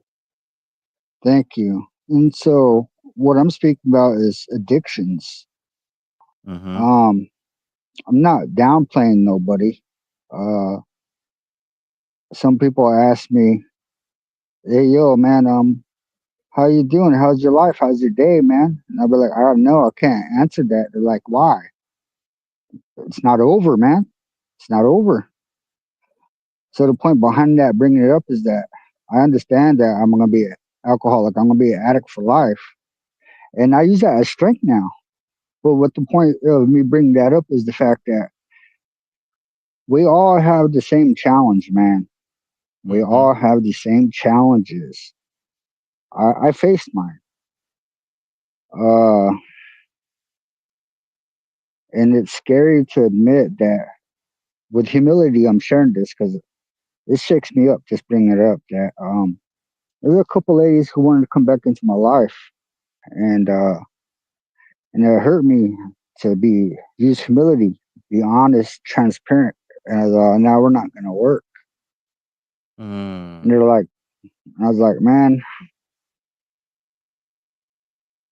like further frills. And they're like, yeah, man. I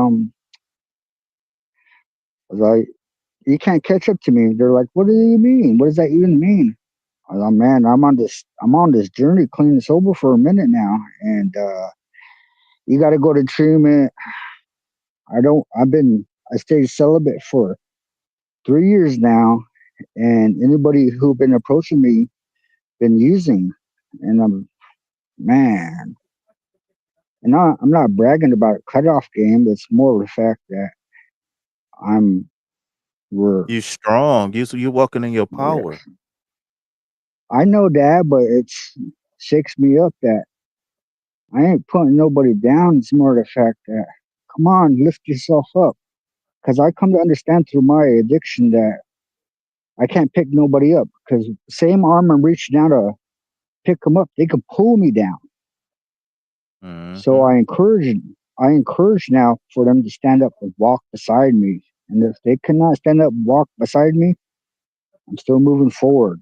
Oh, that hurts. Oh, But it's a beautiful thing. Just like Demi said, when you able to look in the mirror and recognize the change, that is a feeling that a lot of people don't know what it's like. It's to me that feeling of saying this is who I was, this is who I am, and this is who I want to be. That for you to be able to bring past, present, and future all together and be able to be distinct is something that you can't you just don't know unless you experience it, right? Like most of my life, like I said, I wasn't socialized as a kid. Like I didn't have a lot of friends. I wasn't allowed to go outside and play. I spent a lot of summers just in my room staring out the window, right? And so it's like I've been like a leaf blown in the wind for 20 something years probably. So for me to say, okay, this is what I like, this is what I don't like, this is what I want to do, this is not what I'm going to do anymore. And to be able to have what I like to call a constitution, to be able to be established within oneself and to say like no matter how lonely I get, no matter how hungry, no matter how horny, no matter how whatever, I'm not going to be the person that I once was in the past because the the vision that I see for the future isn't worth sacrificing. I'm not going to sacrifice my future for these temporary thoughts and feelings. It's just impossible for me to do so. So shout out to you, Pharaoh, again, man. And it's beautiful. It's great for the women to see that there are some men out here that are becoming butterflies, for lack of a better term, right? Where you have to, you know, not be a spineless little worm, right? No matter how cute um a caterpillar is, they're not complete yet, right? And so you're going to have to go through that transformation stage. You are going to have to develop that hard exterior shell because life is going to come at you, man. No matter if you're a man or woman, black or white, whatever, life is going to come at you.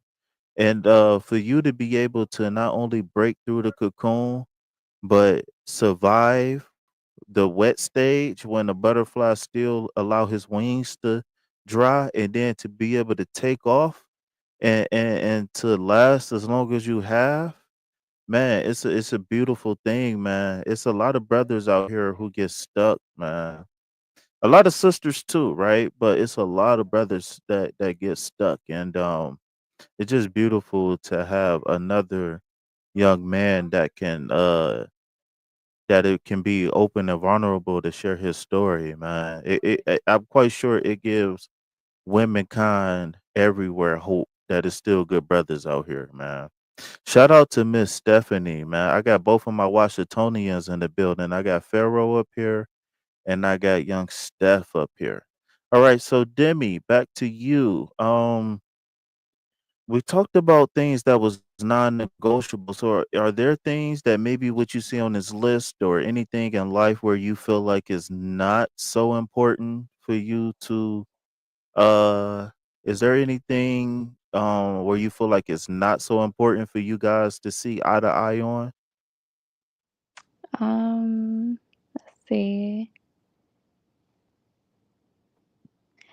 I would say opinions only because like I was raised in a culture where like everybody has an opinion, so like that doesn't really matter. Um, Religion is open ended. I don't feel like right now where we're like where the world is headed to, I don't really feel as if like there's like a denomination that everyone can relate to because everybody's on a different journey. As if like what Pharaoh was saying, to piggyback off, what you guys were both saying. Um, that's we're like that's like long and gone from like, everybody going to the church, everybody's starting to come to an awakening. Comfortability for sure, because in order to change, you can't be comfortable. You have to always be in like a go mode. You can't just sit back and just be comfortable.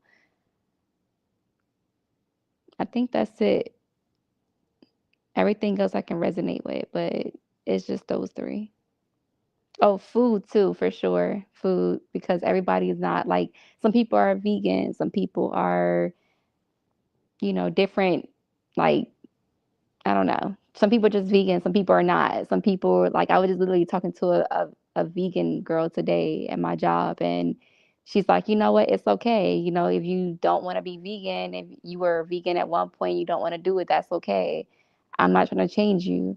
And I would not try to change the person that I'm with either, but I would incorporate more food for healing, because I do believe that the woman is about, going into the kitchen and, healing her man and like healing her family. Like that's her role as a woman. But that's just me. That's just my opinion. So Mhm. yeah. Okay, so go in a little bit on those quote unquote gender roles. Um, I think that is something that could be a topic of discussion moving forward. So let's start with Demi. Um, let's see. Can we go Demi, sister girl, twin, superstar, and then Pharaoh? We're gonna let the ladies go first. So, all right. So, what is your opinion on gender roles? Do you feel like a man and a woman should have very clear, defined gender roles, and or do you think that it depends on the compatibility? Like it depends on your strengths and weaknesses. No, I don't think it goes that deep. I think it goes to the point of like, okay, so the woman role. So everybody knows that like everybody thinks that a woman is supposed to be in the kitchen, having the babies, nurturing, being there, but that's just not where we at in life right now. There are no nuclear sets of family right now. So we have to like, be in our feminine and our masculine, which I'm happy that I did go to your live about feminine and masculinity, because we can both tap into both. And I think where we're going in life right now, as far as like where we're headed and where the collective is headed, we have to tap into both, because we have women and men have to be both feminine and masculine in different scenarios. It's about reading the room. But when it comes to like your family setting and where you're at, I do believe that women should be more of a nurturer, because women, or men can cook too. Men and women can both cook, and they can both nurture and take care of the kids as like equals. um I think that like where the femininity lines draws is like right now, like even when I was looking at like I was looking at Candace Owens YouTube one day, and it's a girl that's about to be the Disney Snow White. It's a new girl. She's like 23 years old, has no Mhm. idea what's going on in the world right now, but she's basically saying that like she's mad about people voting for, Trump and having him in, and I'm not on Democratic or Republican side. I'm an independent, just to be put that out Nonpartisan. there. Yeah, I'm not a part of that, what's going on. But she's basically going for a Disney role, but she's basically saying that she basically is a Democratic. She's not a Republican, but she's mad. And she's basically saying that she's upset because her daughter, who she doesn't even have, is saying that she can't get an abortion. That's not even like what the Trump is saying right now, but that's I'm getting away from the point. The point is that we both have to play a role in both, and we both have to do both things. Like we both can't just be feminine and masculine anymore. We're not in the 60s, we're not in the 50s, we're not in the 20s, we're not back there no more. We're in the the 2020s. So we have to both play role. We have to read the room. We have to know what's going on. We have to be alert at all times. We have to be active. So I guess I'm trying to say, like, what am I trying to say? Because this is like a raw feeling right now. This is like a raw thought. So just keep that in mind as I'm talking. I guess No, I'm I trying feel to, like you hitting it right on the head. So don't you take your time. You good. okay, so it's not about like, y'all, like, I think it's like, it's not like about, So I was asking we have to about play both. should. We have to do both for we have to take the responsibility for both for the children. Like regardless, they're the Mhm. future. Gotta take responsibility for them. The men have if I can't do it, the guy gotta do it. Like if I gotta go to work or whatever the case may be, somebody gotta do it. Somebody gotta be there. For as far as like herbalism and like getting into that, that's a completely different ball field. But we should all know how to take care of our family. We should all know that what's in the world right now is not what's supposed to be out there. They're putting GMO. They're doing different things to the plants. They're doing different things to the world. Like it's just a lot that's going on right now. We should all be aware of what's happening and be able to like put, living things into our kids' bodies. Like understand what guava leaves do, what hibiscus leaves does, what adaptogens are, what is CBD, what is THC, what is all this stuff, so that we can understand what we're putting in our bodies. Like just the different, it's just different journeys. It goes so deep for me. I just think I'm going off track because I can't get the thoughts together, because normally I sit down with my thoughts, and right now this is like on the spot for me. So like I can't really just relate what I want to say because it's just so much to put into context right now. So I Well, hope that's you guys, fine. Like okay. I said, you doing fine. So we can, if you want, we can go ahead and move on to the next person, and then Yes. if you feel comfortable, you can just take notes, and then we could come back and touch back and base with you in a few minutes.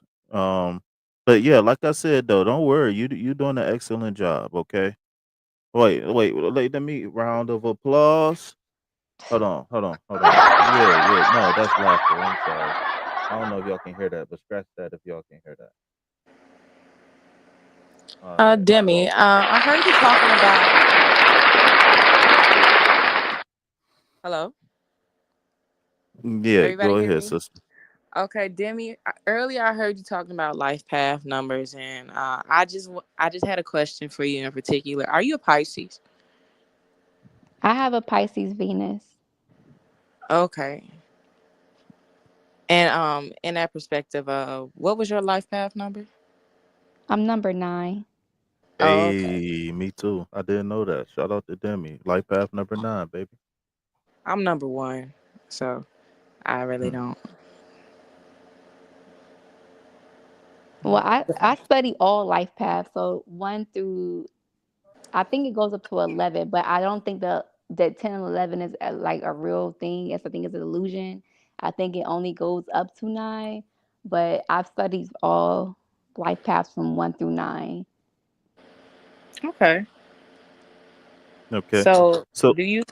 Oh.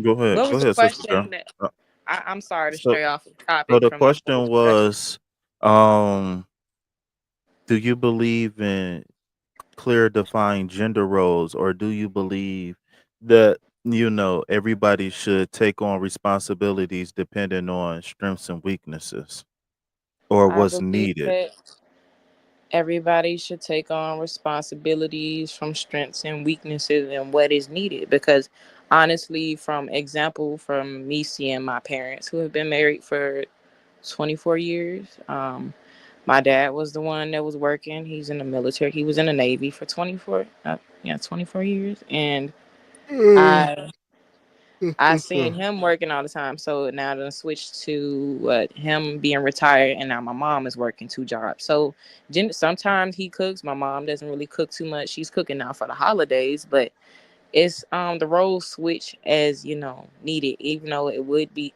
However, you know if you can pitch in and help in a certain aspect, if you can't do it right now, but the other person can. That's what it comes with.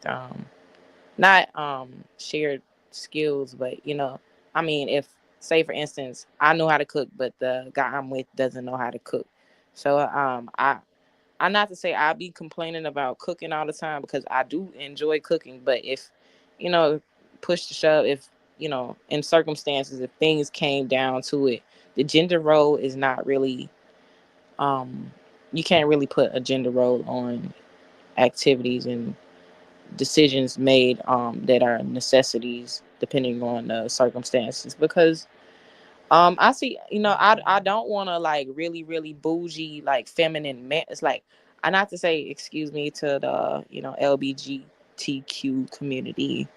I like gay men, but being in a relationship with, I want to be the one that's more be open to express my feminine side when it comes to a gender role, and I want him to show more his masculinity, but I do be comfortable to come to me and express your emotions and how you feel and with when the time is needed or because I know in today's society men do are either pressured not to show their emotions or the ones that show their emotions too much they are considered weak. So with gender roles it's like emotions shouldn't be, I mean, emotions shouldn't be categorized in a gender role as in a part to play either because we all have them and we all are like should be openly able to express it and not block it off because of the standard or the society norms of definition, the defined outlook on that. I did I answer the question? I feel like you on point, but it was just something. It was one or two things that you said that made me want to go ahead and Google this masculine versus feminine thing. I got a real big problem with the way we as a collective view masculine versus feminine, right? So I believe in a balance between yin and yang.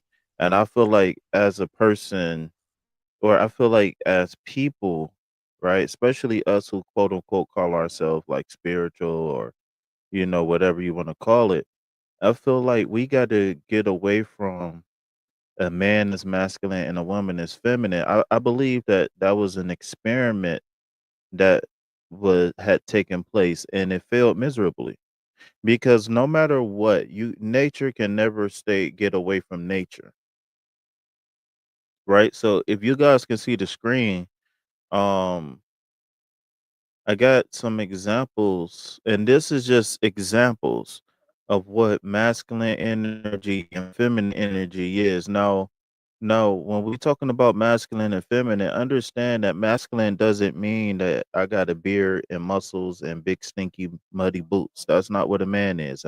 I mean, that's not what masculine is. Masculine doesn't mean, oh, you take out the trash and you bring home the bacon, right?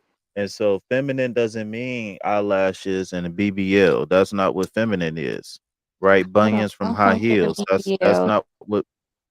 not what now remember when we talking about masculine and feminine, these are fifth dimensional principles, right? And so, because the man and the woman, as above, so below, right? So, because the man and the woman is the third dimensional manifestation of the fifth dimensional concept, then we do get male and female, which is left brain versus right brain. See, nobody ever talk about that. You always hear people say, "Oh well, I can't be in my feminine because I got to do this," and men say, "Oh, I can't be in my masculine because she always want to argue," and a woman say, "Well, I can't be in my feminine because I got to go home. I got to go to work." Like, no, if you're gonna be feminine, no matter if you got a job or not. And if you're gonna be a masculine, be masculine, no matter if somebody is arguing with you or not. And before I move on to the next part of the conversation, man, I absolutely hate when women say that, "Oh, you a bitch because you combative with a female." Well, if a man is supposed to be protective, right? Then how is a man not supposed to be combative? That's a part of being a protector. If you get a passive dude, right? So many times where I heard women say, "Oh, if I can run over a dude."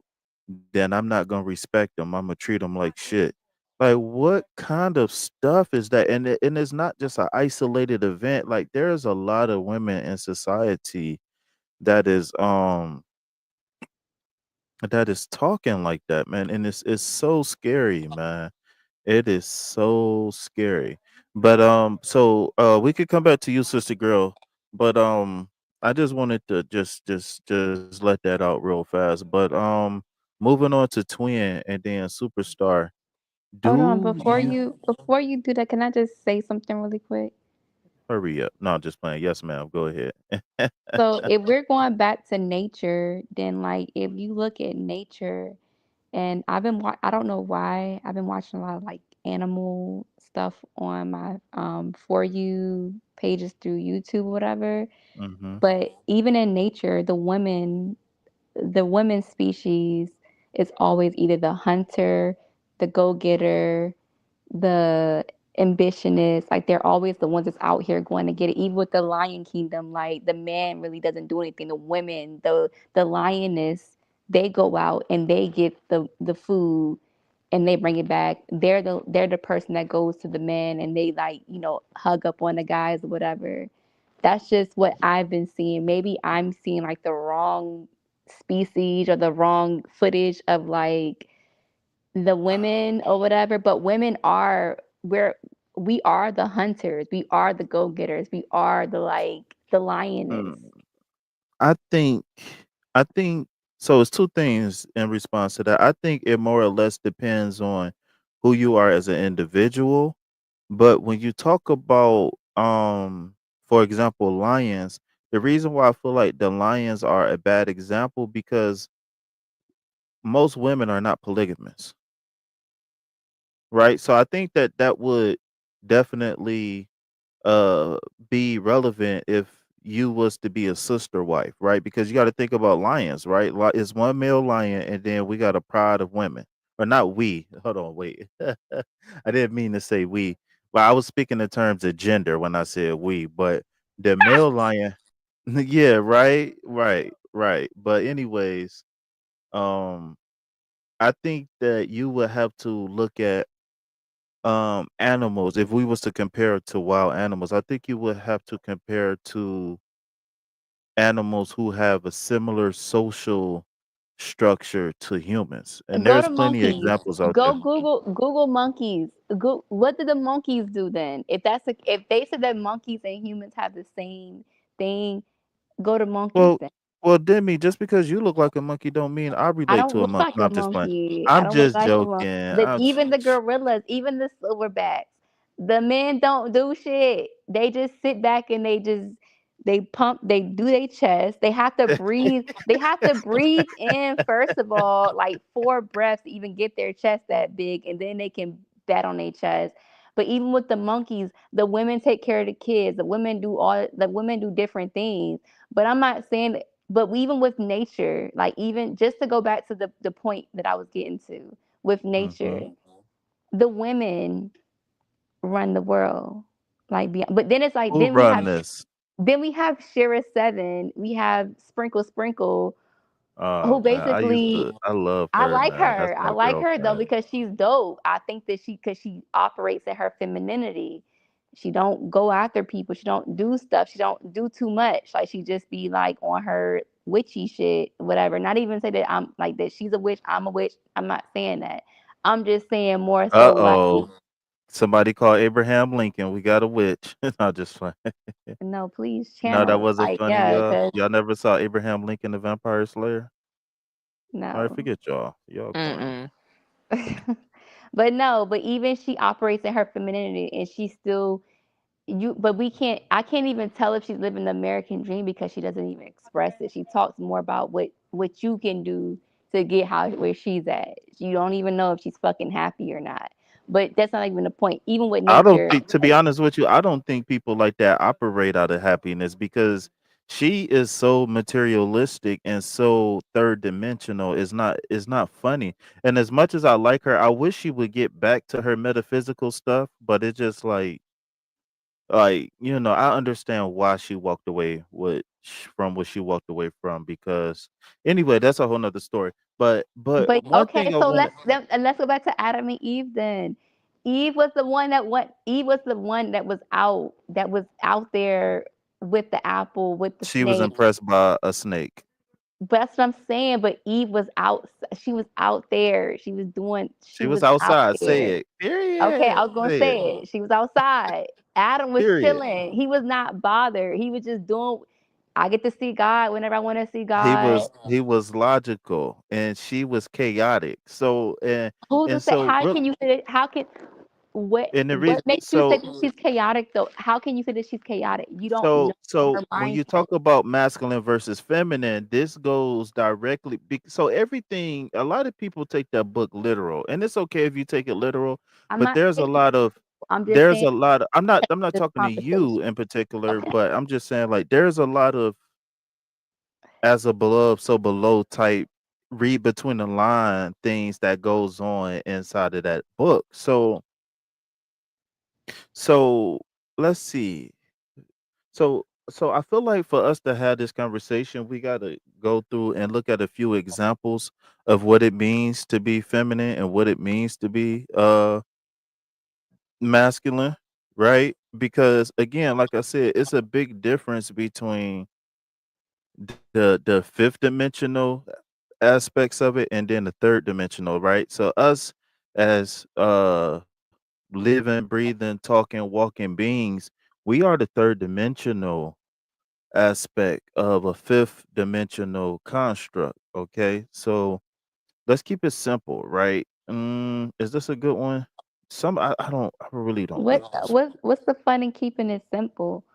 Let's go to 5D. Let's operate out of love. Well, What and say or what so I I say is all out of love.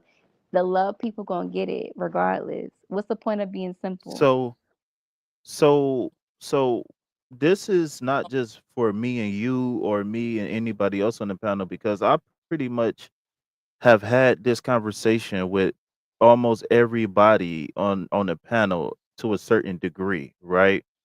But I feel like it'd be important for the people to understand this and my viewpoint on what you're saying as we move forward, because remember we was talking about gender roles, right?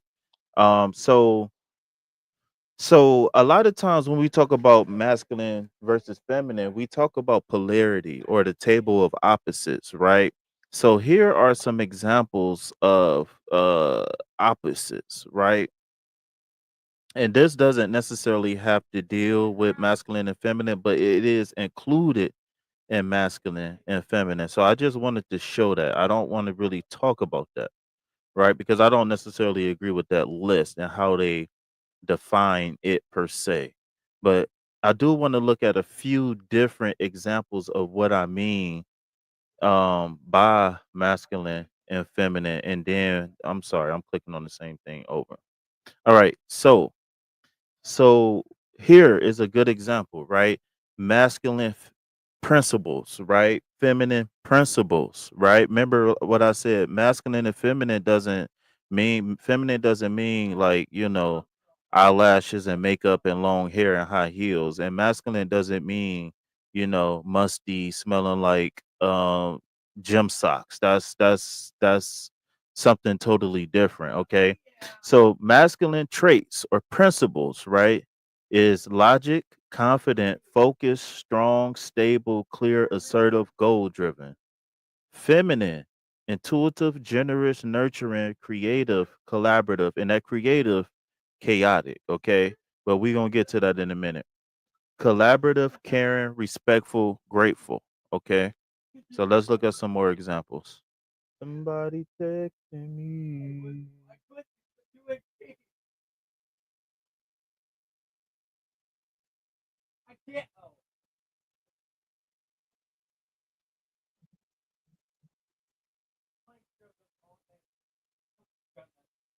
Okay. All right. Give me 1 second, y'all. Who's on next? I mean, who's gonna speak up next? Give me 1 second. So I wanna kind of establish a few things before we move forward in the conversation. Somebody.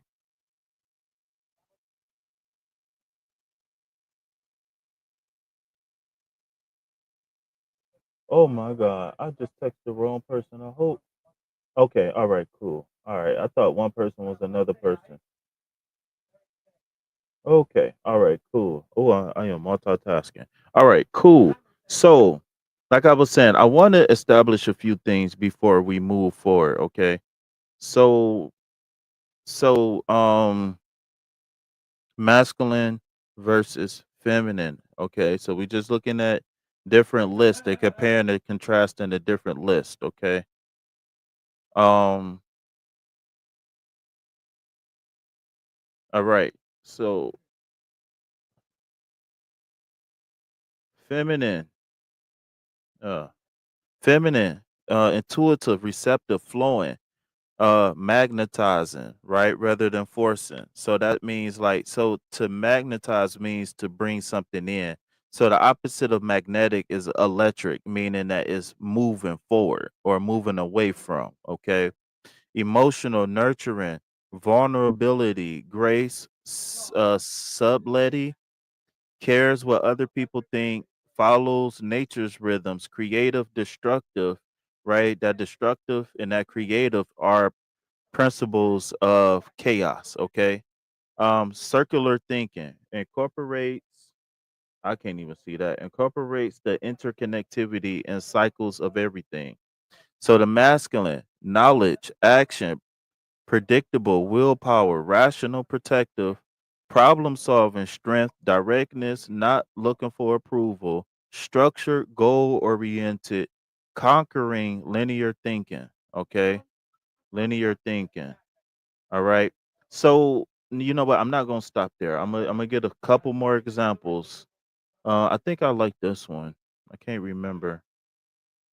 I think I like this one.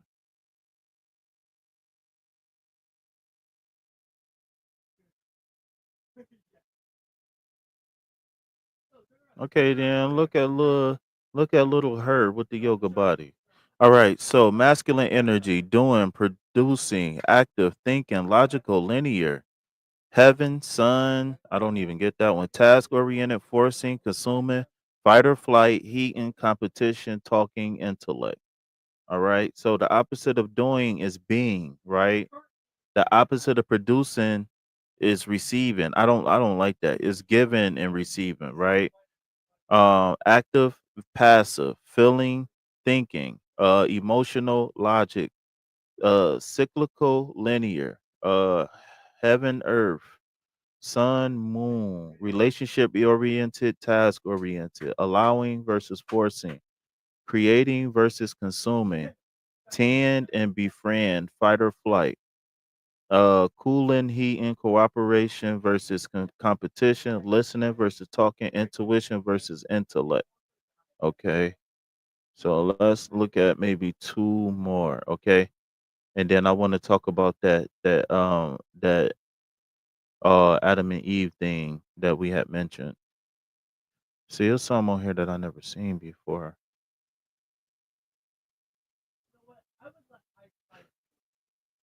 Whoa.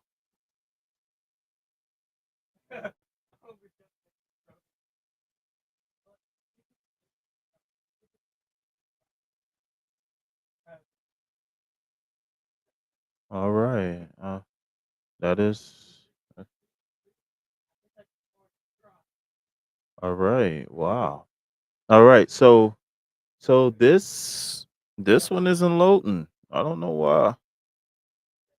So really quick. All right. So this since this don't want to load, I want to is is feminine energy chaotic.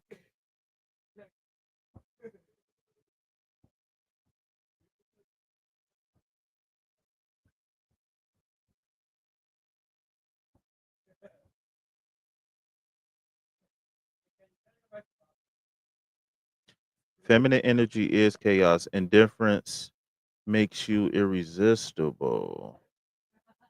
All right. So let's see what the AI got to say. Is feminine energy chaotic?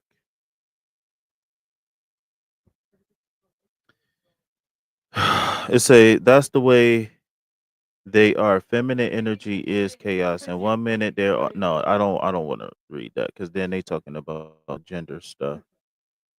I wish I could have did this research beforehand.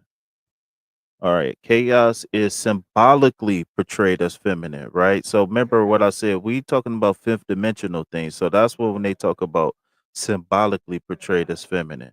So let's look at chaos definition. So when I said that she was chaotic because she was chasing the snake, it was because I just she asked was starting ChatGPT. she was starting to trying to carve her own path versus what's his name? Adam, where he was following the instructions given. So complete disorder and confusion, behavior that's unpredictable as to appear random, owing to a great sensitivity to small changes in conditions. The formless matter supposed to have existed before the creation of the universe. All right, go ahead, Demi, and read the definition that you got. Is my thing distorted? Can you hear me? I hear you just fine. Okay, so I asked what you just asked. I said, is feminine energy chaotic? ChatGPT says feminine energy is often described as dynamic, fluid, and intuitive, which can sometimes be perceived as chaotic, depending on one's perspective. However, this interpretation stems more from a misunderstanding of its nature rather than its essence. Feminine energy embodies qualities like creativity, emotional expression, nurturing, receptivity, and adaptability. These traits don't conform to rigid structures, which can feel unpredictable or chaotic when compared to the linear or goal oriented qualities often associated with masculine energy. Mhm.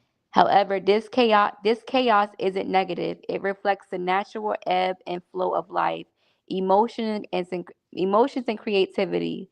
It's about embracing change, intuition, and connections in ways that might seem less structured but are deeply meaningful.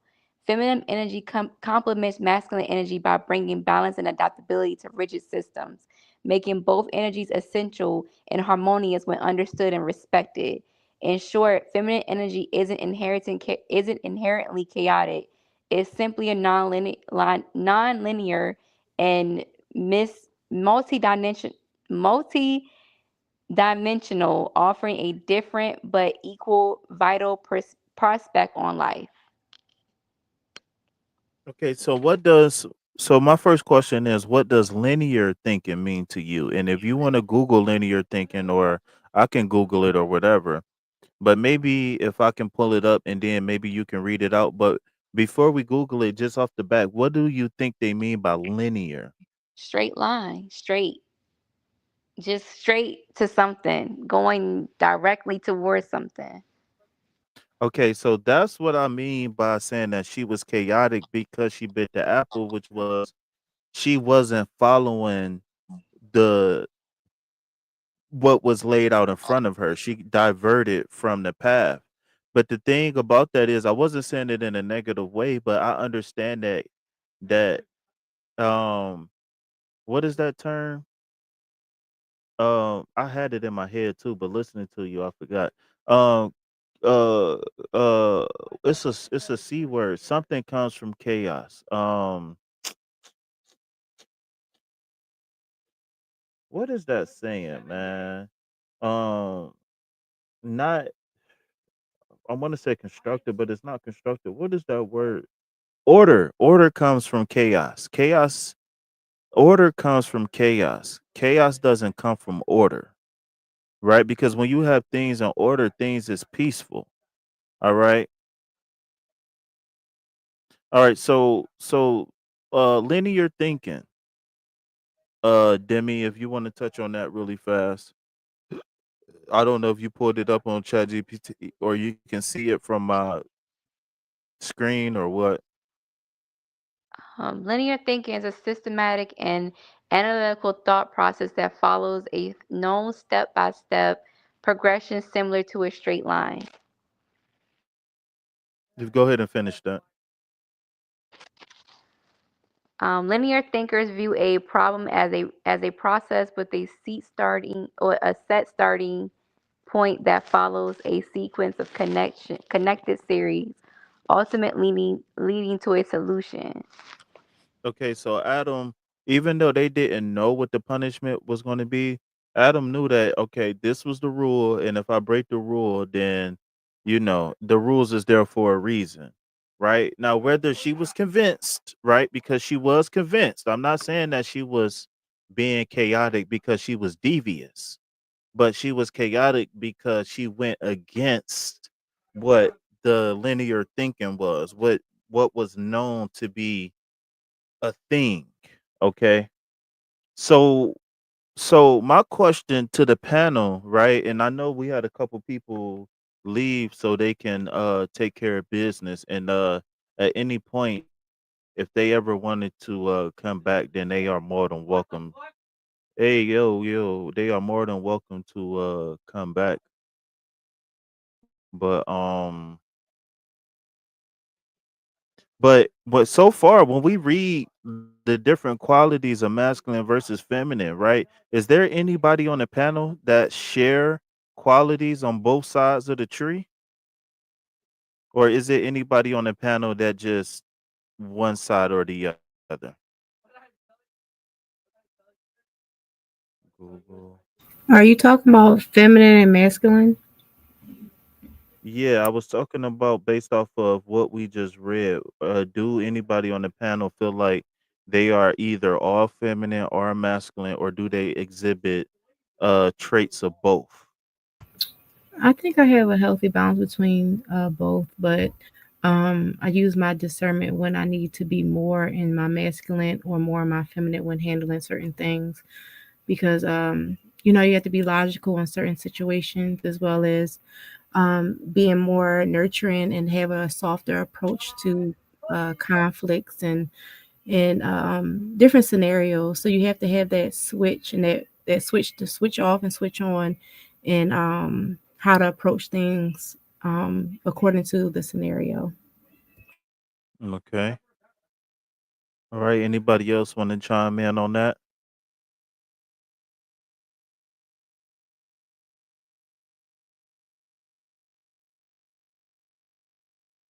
Let me see what's going on. Whoa, whoa, whoa. Your oddity today.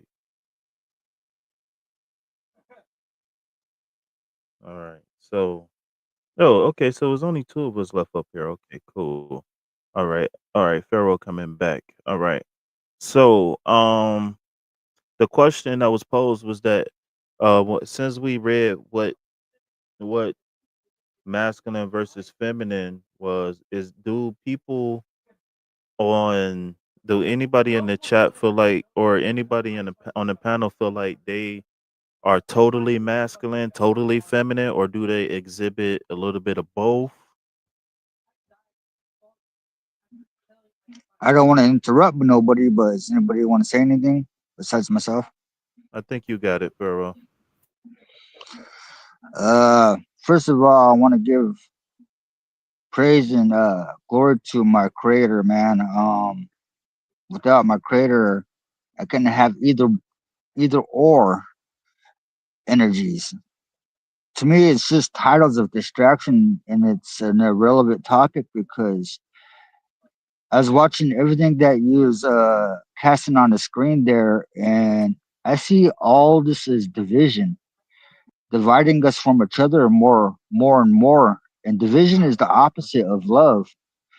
And so I have both. And the reason why I bring up my higher power is because of the fact that I am a god. I see these ladies as goddesses, and you too, Fee. You're a god.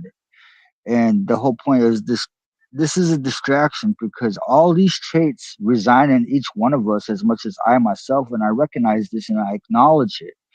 But the more important part is that I know they flux. I know they peak and some valley. I know that I'm only going to speak for me. I will not speak for my brothers and my sisters to my left or my right, but I will speak for myself. So I operate out of compassion and love, man, and that's a choice. I used to be toxic masculinity, but now I know that it's not a balance. It's more the fact that they're all in effect. Like I was saying about my emotions that first time I was live with you guys, or actually not first time, but a couple weeks ago, about how all my emotions and my mindset, I have a dimmer switch installed. So all these roles are in effect, a effect. My bad. So it's more the fact that I'm aware of how to conduct myself now. And these roles, these titles, there's segregations of emotions, and I acknowledge this. And with this awareness of mine, I want to share with everybody that I see you.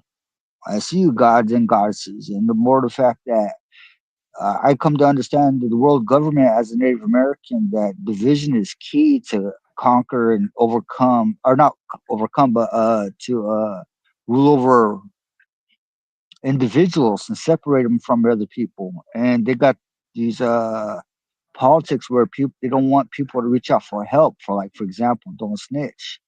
And so the point behind that is that these all these hidden entities are teaching us how to divide. But the left and right hemisphere, yeah, I understand that part. That's metaphysics. So I want to go back to the true science, and that'd be spirituality.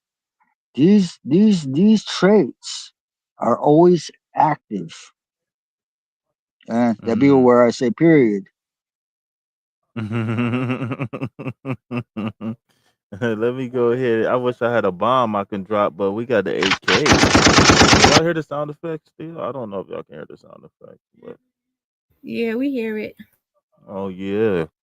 So so back to the question that was asked, and I think my girl Demi already touched on that. So Alien Superstar and Pharaoh, if you guys want to touch on that question, do you guys believe in now not masculine and feminine traits, but do you think that there should be clear and defined gender roles, right? And gender roles is a little bit different when we talking about personality traits. So do you believe that the man is supposed to bring home the bacon and the woman is supposed to cook it, for example? Ladies first. Um, That's my motto. Get it, get it. No, I'm just playing. All right, go ahead, y'all. I'm sorry. cracking up. I think it's solely. I think that it solely depends on the agreement between the two people in a relationship because every relationship is different. Mhm. So, and earlier when we were talking about like people's strengths, I think that should be taken into account as well. I'm sorry, my daughter is crying. Say for instance, if I'm not good at, oh God, come back to me because my daughter is crying. All right, that's cool. All right, Pharaoh, you got the mic. Hey, yo, Fee, may I give you a suggestion, please, out of respect and professionally wise? Go ahead. I'm listening, bro. So you see that thumbnail, that whereas you got me stating right there with my picture, and it says please like 100% per hands and the sun and the star. Mm-hmm. Can you post a question right there for can always stay on topic? Okay. All right. Uh, how can I do this? All right, I know how I'm gonna do it. I can do it off the phone. Give me 1 second. But if you but whenever there's a question, then do you mean stay on topic as far as like a person forgetting or just a reminder when a person got the mic? A reminder in anybody in general. I think that's a good idea. So I used to tutor and teach, and I used to help people get their GED and sign up for college, right? So I always keep a reminder. But anyways, I'll answer the question now. Gender roles. Uh, Topic is a distraction, man. It's a waste of time and energy when it should boil down to two leaders coming together and coming under a plan composed with each other. And then, like, who spoke that? Said that it's an agreement, and it's not only an agreement. But it's also an understanding that this is a caste system we're following here, and what I'm talking about is a caste system. So, like how you said, certain people should have certain jobs or certain roles in a household. I don't think so. I don't think we should be focusing on this when we should. When I thought the topic was about relationships, right? Well, So I now believe we're so. It's, let me chime in 1 second. It's two things I want to say real fast. For two, I believe that gender roles is a very important topic, and I believe that understanding what feminine versus masculine mean, because you got to remember, Pharaoh, just because the people up here on the panel is studied, we might be talking to 100, 200 people who have no clue on what we talking about. So I know I'm asking you for your particular opinion, but when you say like these things are unimportant and a distraction, I just don't 100% agree, because like I said, this panel is not for us to sit here and have a quote unquote pissing contest. It's really for us to come together and be able to blaze a pathway and or enlighten a pathway for people who can benefit from the information that we have. So I'm very aware how intelligent you are and how studied you are, but that doesn't mean that this conversation isn't necessary for one of the maybe five people that's in the chat right now. You understand what I'm saying, Pharaoh? I comprehend. Okay, cool, cool, cool. So no, I can switch my view again, and I'll have a paradigm shift right here on raw, man. And what I mean by that is I come out as an uplifting message. Yes, sir. So I see what you're saying. I hear you definitely, man. But check this out then. So these roles that you speak of, uh, is there appropriate timing? I'm gonna go out as a professional, and I'm gonna put the negative wording aside, and I'm gonna go. Mhm. So as adults, so like for example, let's say that there's a couple that are together, but they're not parents. So I'm going to divide the topic of parenthood out of it, but I'll bring it back in a second. I have a point. So, Take your so time. let's say that I'm at a football game and I'm a running back and my mom's there and my girlfriend's sitting there with my mom. There's a difference between good pride and bad pride, right? Mhm. So where I'm going with that, so I like what who said that? Demi, she's saying there's a lot of men out here in the animal kingdom that we there's not much of a role we play, but I believe there's a big balance. So for example, that uh phrase or that theory I was just bringing up, me at a football game would be me making a touchdown and another mother and a couple sitting there watching their son play the same game. They're all proud, boasting about how great their son made a touchdown. And the same teammate made a touchdown too, but the mother used humility not to boast, brag, or celebrate. So, where I'm going with the difference here is this: as an individual, there's a time and place for everything. I understand this. And I did come off it wrong. I admit that. So I don't think it was there's a wrong. It was just a. I think we just had a difference in perspectives. But go ahead. oh yeah, no, we did. No, I acknowledge that. I take corrections as compliments. You're giving me game. So where I'm going with that is that a parent or an individual, there's good pride and bad pride how I can express myself. And Mhm. so the whole point behind it is that uh, a lady, I believe that they have way more responsibilities than a man does before parenthood. Before parenthood. And how I see that is this: there's a lot of un how would I could say it? A woman has high intuition more than a man for danger, for example. There's gonna be a lot of dudes trying to get at one gal, man, one lady, and she's probably not trying to have it. And men, we don't get addressed as much. We come off more intimidating. So the whole point behind me is the appropriateness, the roles.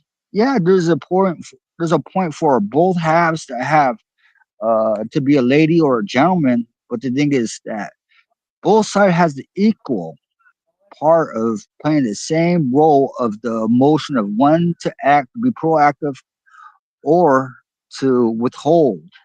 And so I there's a lot of times I neglected my humility of not approaching women. I used to approach women all the time, and so I can bring into parenthood. It's gonna be the same word I'm gonna use is humility.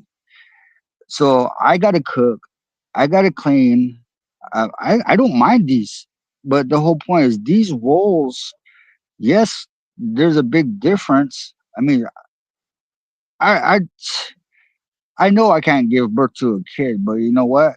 There's one thing I know I could do is protect very well. And Mhm. I'm not saying women can't do that either. But what the difference is this: we have what's that called? I forgot that word. Where we're meant for these roles. We all can do the same roles, but we're just a little bit better in certain areas, and that's a natural giving. And so I bring up the negative to highlight the positive. We need the contrast between the two. Oh, go ahead and chime in. You're welcome to chime in.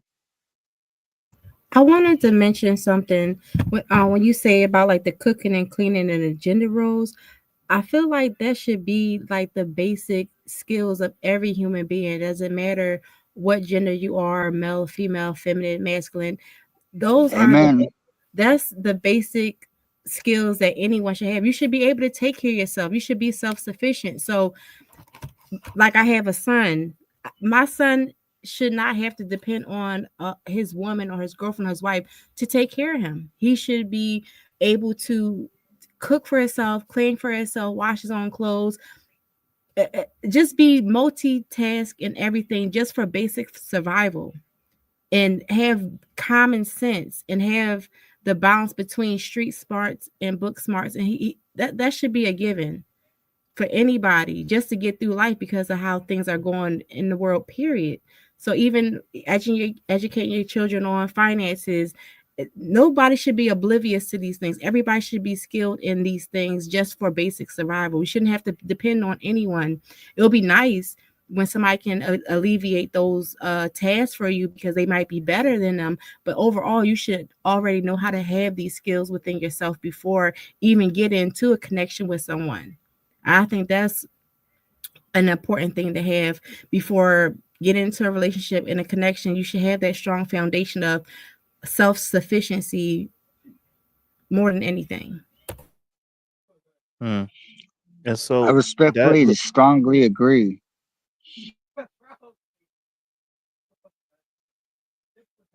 okay, so that leads me. Okay, Demi, go ahead. I saw you unmuted. Go ahead. Yeah, 'cause I was gonna say like, okay, so I'm just saying just from my perspective when I speak because I think that I spoke about this with Feed. So pretty much as a kid, I had baby dolls. I've grew up. I have a different. I'm just speaking from my perspective, and yes, I do believe in implementing that on the kids. Whatever, like making sure the kids have these things.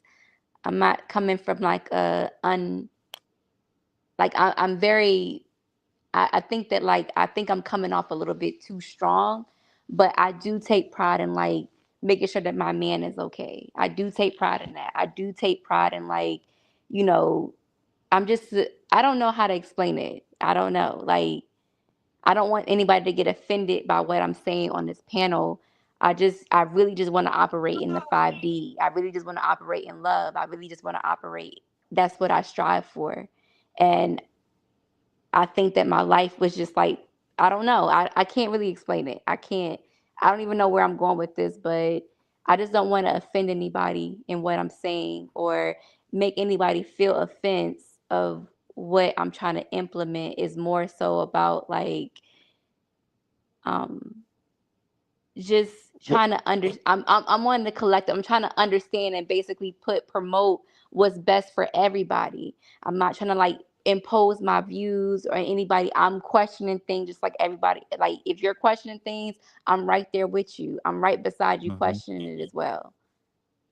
And That's so all I And so again, don't feel pressured because at any point, you know what I'm saying, we can reset, re-ask the question, whatever. But I don't think nobody is going to be offended by anything you say because it's not like you telling somebody, "Oh, you stupid, you got to think like this." You know what I'm saying? Like that's not what's going on. The whole reason why I'm asking these questions is because I feel like each individual person is important, right? And then especially like when you said like so the whole idea, the whole premise of me even coming to this is because of course, I believe that compatibility is very key and that it don't matter if we friends, it don't matter if we in a romantic relationship, it don't matter if we siblings, it don't matter what it is. Oh, I didn't even realize there was four chats back here. Oh, okay. These is old. Okay, yeah, these is a few minutes old. Okay. So so uh So I value I've gotten to know each one of you all that was up here on the panel or who is on the panel very well to a certain degree. Different people a little bit more than others, but I've gotten a pretty good feel for you all and what you think and how you process things. So this is why I thought that this panel or this topic was going to be very important because even though it was something simply by the word compatibility, right? I knew for a fact, based on everybody that was up here, I knew that this was going to go way deeper, right? I know, we had nerves and, we had to warm up and then, it's, it was what, four, one, two, three.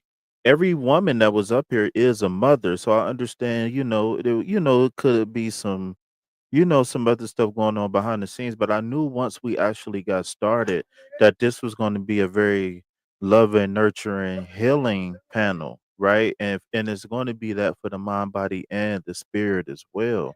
So, so I love the fact that you not only are you expressing, but you also are receptive as well, right? Those are literally yin and yang, right? That is masculine and feminine in itself, right? You being a go-getter, right? That can be considered masculine, right? But you also being a lover and a nurturer, that can be considered feminine. So, like we were saying, those masculine and feminine 5D principalities are very much present in us all. It's just the fact that some of them just stronger and some of us than others. And back to what he was saying, I believe that, you know, the woman stay at home and cook and nurture the kids or whatever. And I believe that that was a failed experiment or that was a result of male patriarchy. You know what I'm saying?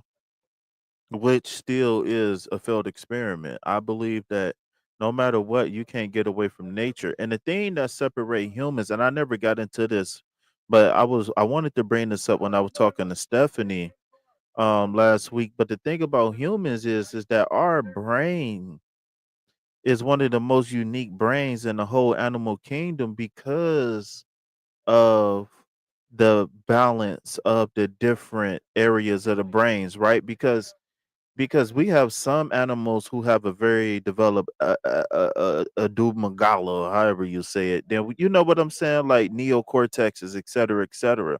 So that is one thing that separates us from every single other animal was that we got very unique characteristics as far as the way our brain has developed over time. And you know, some scientists believe that it's due to our diet and whatever, whatever, whatever. But we have very unique um developments of the brain that evolved over time.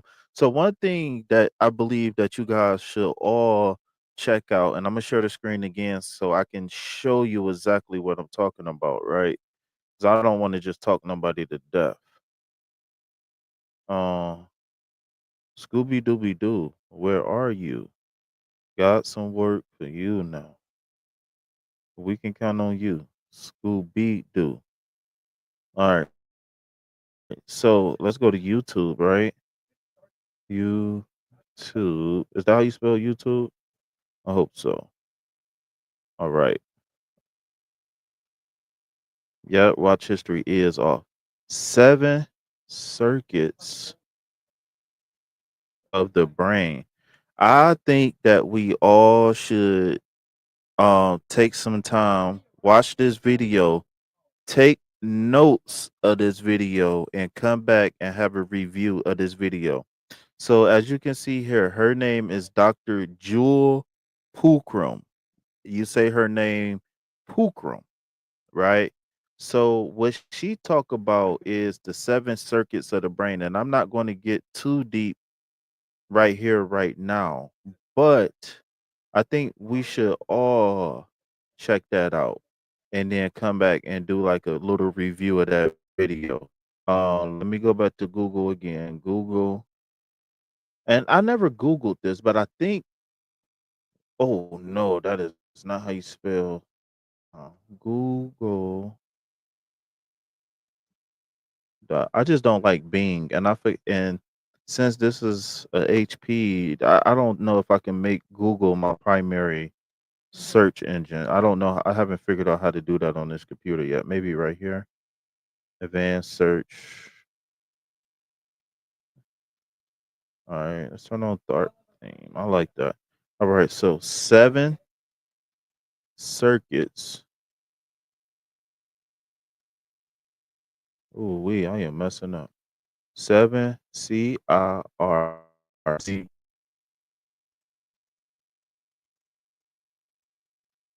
of the brain. Oh, it's right there. That is not what I'm looking for. All right. Is this it? No. Maybe this is it. All right. So we got we got different. Let me see if this is it.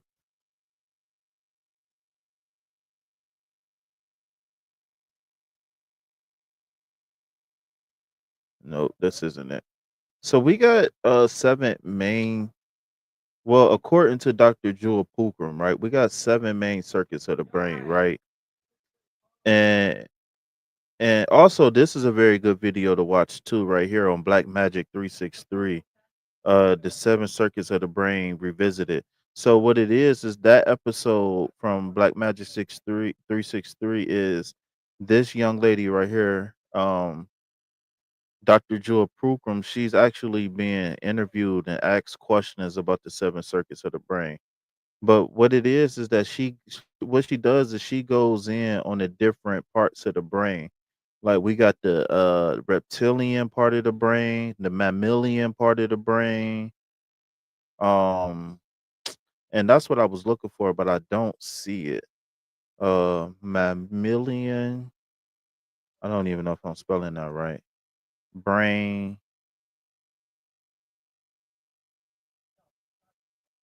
versus reptilian brain. All right, so we can look through a different.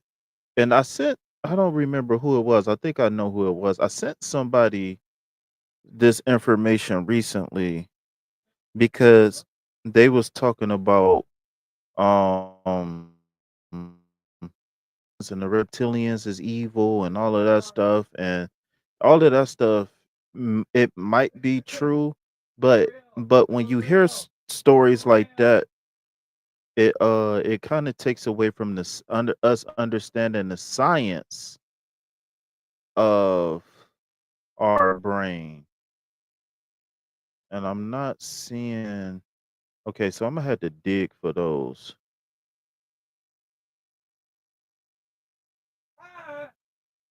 All right, that's weird. But okay. So here's a quick synopsis of the different areas of the brain.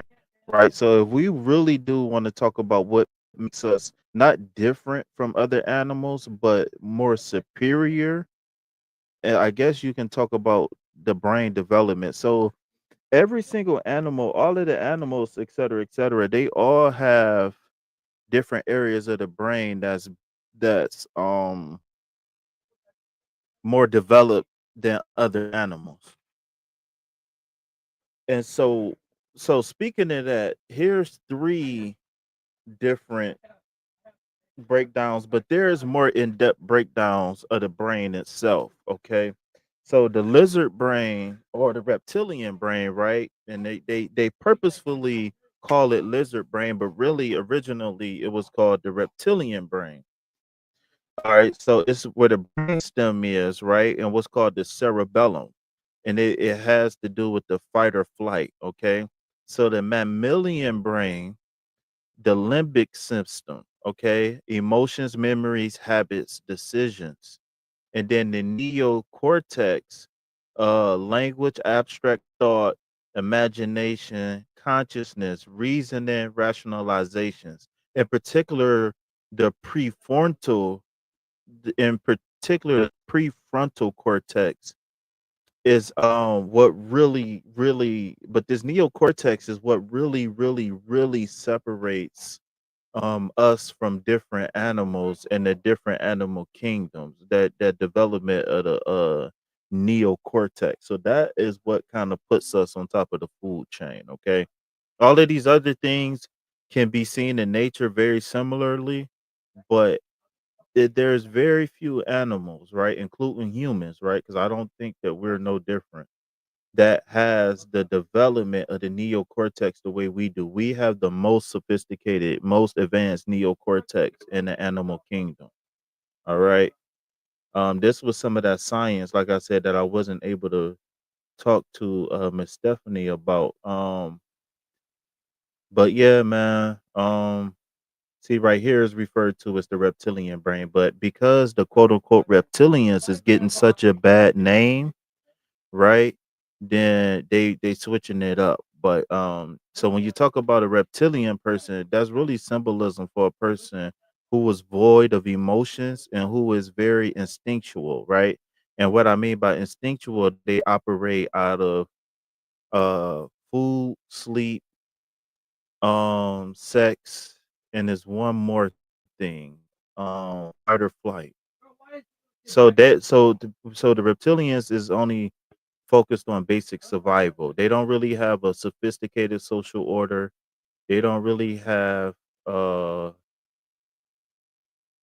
not to say that they don't order, but it's not as complex. Okay. So anyways, that's just getting off topic. But I don't even know how we got there. But man, oh man. We've been going for 3 hours, man, and it's been a beautiful thing. So, do anybody got any questions for me or any questions for the other members of the panel, just to, get us back on topic of relationships, et cetera, et cetera? All right. All I right. do. I mean, after ladies or anybody, I don't want to interrupt or chime in. It's all right. Take I your just want to time, make bro. sure we all cool. We good. Like we all on the same. We all on the same page. We all trying to bring the collective. Like I don't know. No, So, man, that's what we was talking about.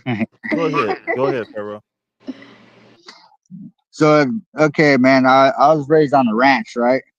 And so where I'm going with this is when I read this phrase you got here posted is, do you believe in gender roles? I reword it in my mind while I was listening to you. And I've been taught how to be Mhm. receptive and use humility and not interrupt and chime in on people. So instead of using that phrase, I use, do you accept responsibilities? So, for Mhm. example, my dad says, hey, do you want to know how to teach your son how to mature faster?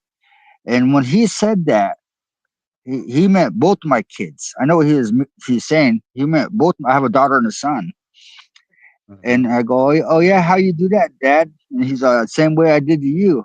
I I suggested you take on more responsibilities. And the more Mhm. responsibilities I was willing to take on, the faster I matured. And they were in every role you can think of, not gender role, any role. A Mhm. responsibility of addressing maturity. And I was willing to take them on and then some, facing my education, facing my addictions, facing these shadow work, these self challenges. I mean, in the higher self of mine, I can't believe I signed up for all these lessons. But the whole point is that I'm facing these lessons with my responsibility, ownership, and accountability. And I was unaware, but I'm aware now. But the point behind it is that these gender roles or responsibilities are reworded into relationships is, can me and my significant other face our responsibilities together? Period. Mhm. I respect that. I like that. So, Demi, to your question, um, everybody here, like I said, everybody here is here for a purpose, and not to say that nobody is better than nobody, but the reason why I wanted you all here because I believe that you all have something special to offer the world, and you all had similar, but also different, you know, viewpoints, and even if you guys agreed on a lot of the things, which I knew you guys was going to agree on a lot of things, but it's your perspective and how you articulate it is what's really key. So you coming on here and you expressing who you are, what you want, what you willing to learn is no detriment to you or no one else that's either in the chat or on the panel because we are all here growing together. You know what I'm saying? Like I told Pharaoh, we're either blazing the path and we're enlightening the beings that's on the path with us, right? That's the whole point of me even having this channel is to be a safe space for people to articulate, to grow, right? Because I know all of us on this in this chat and on this panel can say that there's been times in our life, especially when it come down to the self-awareness journey, what they call the consciousness and all of that stuff, where we became the odd man out because we believe in something, because of, we want to change and better ourselves, right? And so everybody go through a period of isolation because when you used to living your life the way you've been used to living it, and everybody used to you living it that way, and then you want to change, they're not going to come with you. I'm sorry, everybody is not going to come with you. A lot of people aren't going to be able to see you for who you truly are. You know what I'm saying? So don't be worried about offending nobody because the type of people, the caliber of people that was up here on this panel, it would have been to the point to where they would have been able to ask for clarity to address the things if there was a misunderstanding of any sort. But but when it come down to you, like I said, when you don't get the mic, just take your time and get a pen and a pad and just articulate your thoughts so that way you will be able to keep your train of thought when the mic do come back around. But no, like I said, you've been doing excellent, man. You have done a very wonderful job, man. So let me give my girl Demi a round of applause. Yeah, shout out to Demi, man. Wow, we are 3 hours into this thing, man. So yeah, I can't say that I didn't expect this, but I am definitely blown away by the the ability for these young ladies and Pharaoh as well, but for the most part we was mostly on here with young ladies and Pharaoh came towards the end, but I am not shocked at all, but I am blown away and extremely satisfied with how everybody was able to come on, respect each other, and articulate themselves. Um, like I said, I know it's a lot of stuff going on between, parent being the parent and all of that stuff. So yeah, yeah. I got to give you all a round of applause and shout out to Pharaoh for coming up and bringing a fresh perspective, not only from him being a third dimensional male, right? A third dimensional masculine, but him being a person who has been through the fire, right? And he can go through the fire without being burned. And what I mean by that is that he can regress into old memories and learn a lesson and leave the emotion behind. A lot of people they can't do that, right? A lot of people can't explore a memory, a thought, a vision, or something like that um without quote unquote getting burned. And what I mean by that is that a lot of people can't have a vision or remember a conversation or talk about a bad time in their life without having an emotional response. And a lot of people having that emotional response from a memory that was 30 years ago can follow them for weeks and months. You know what I'm saying? So shout out to everybody here on the panel, man. Welcome back, Alien Superstar. Welcome back. Welcome back. Welcome back. Welcome back. Yeah, Thank cutie you. pie. What's going on? Nothing. This was a really good open panel. I appreciate it. It's very informative. It is. It was like I said, I wasn't surprised at all because I knew what I was getting into, but I just love the way everything flowed and I love how everything came together. And I love how everybody was gentlemen and gentle ladies to each other. Yeah, it was like a lot of respect and no one talking over each other and all that types of stuff. It was really good. So anybody got any questions, comments, or concerns for me? I guess we could save it for another day, but about compatibility, it was one topic that is sensitive, but it's also very important. But like when you wanted to speak about chemistry and compatibility, it's important that you have good sexual chemistry with someone too, and the physical Ooh, attraction. it's spicy. The kids must be sleep. No, I'm just playing. Go ahead. But yeah, it's like when you have you know, say for instance that you have someone that you are dealing with and um they might not be as sexual as the other person. Is that something that you would or anybody would like compromise if that's a basic urge and human need for any person? So or even being with somebody that's not experienced as you, or vice versa, or you know um could that be something you'll be, not you, but just a compromise? Will that person be, if the person that's not that experienced, are they willing to take the steps to explore becoming more experienced or open to like different things, or learning or educate themselves on different positions, skills, those kind of things? um Mm, no, because it's important, and I know we I grown. like it. I Yeah. like it. So if Demi don't want to go, then I would definitely touch on this subject. Pause, no Diddy, but I would No. definitely like to touch on this. Okay, no Diddy. Or do you want me to continue to like give more perspective? Or So I think Demi being shy right now. So I'll go. So when it comes down to the SEX conversation, um my thing is are you able to control yourself when you single? I think that's a very key thing, right? That I look for when I'm meeting somebody, right? Because I believe that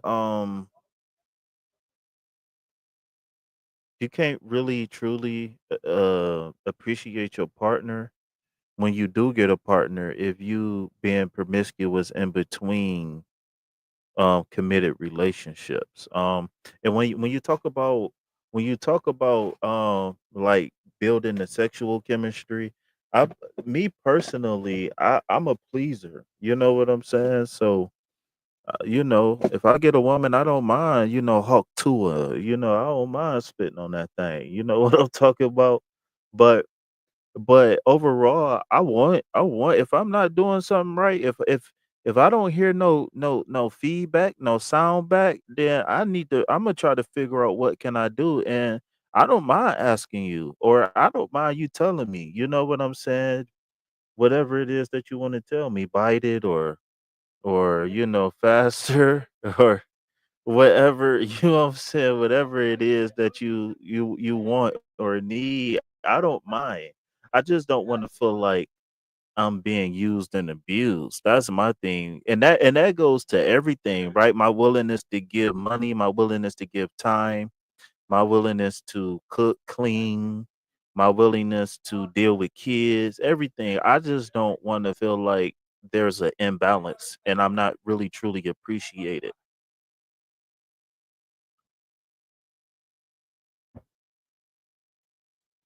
Definitely. I got a topic.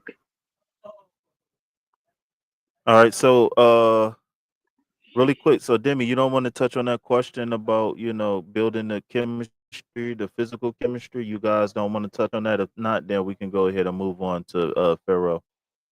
Yeah, you can go ahead and go on to Furrow. Okay, all right. All right, Pharaoh, you got the mic, my guy.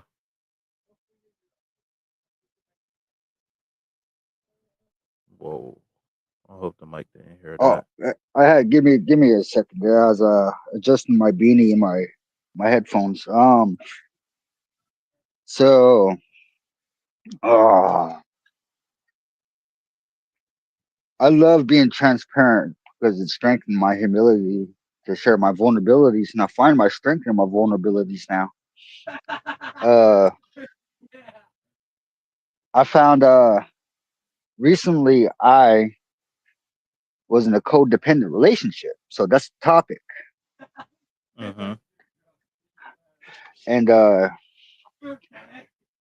it's got nothing to do. Well, actually, yeah, it does got something to do with sex, but that part wasn't the problem. It was the transparency. So it was a lady in my life. I wanted to be open minded for anything what she wanted, but she played me and had somebody behind the scene. Mm. And I believe a relationship could have continued if she shared it with me. Because then that would have opened the field for both of us to go out and have fun. But she didn't want me to do that. Mm. So I come to realize this is a codependent relationship. Uh, Mm. so like I said, the sex topic was not an issue. It was the honesty. And why it's an issue is because of the fact that I was willing to be open, but she didn't want to be willing open on herself on my side, if that makes any sense. So it sounds like to So, me maybe that she probably had an issue, more or less. Had I don't think she had a healthy relationship with men and sex. That's what I think. But go ahead. well, first of all, I want to give respect to the ladies. This is not targeting you. This is not sexualist, but I'm gonna target the issue of the codependency of not acknowledging the addiction of it existed.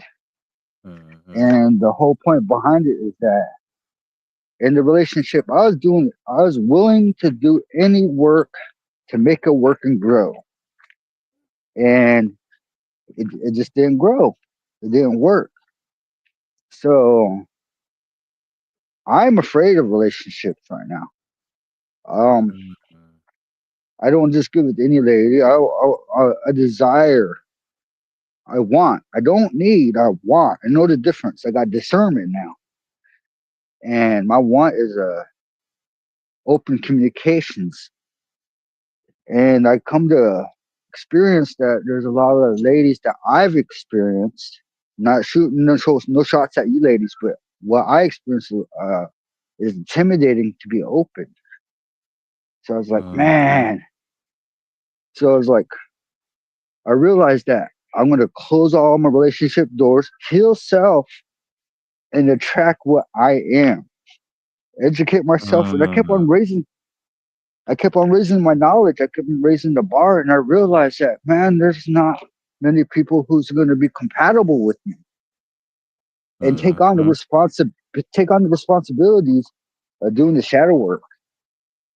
So Yeah. the more shadow work I done, the more lonely okay, I'm not lonely. I like being left alone.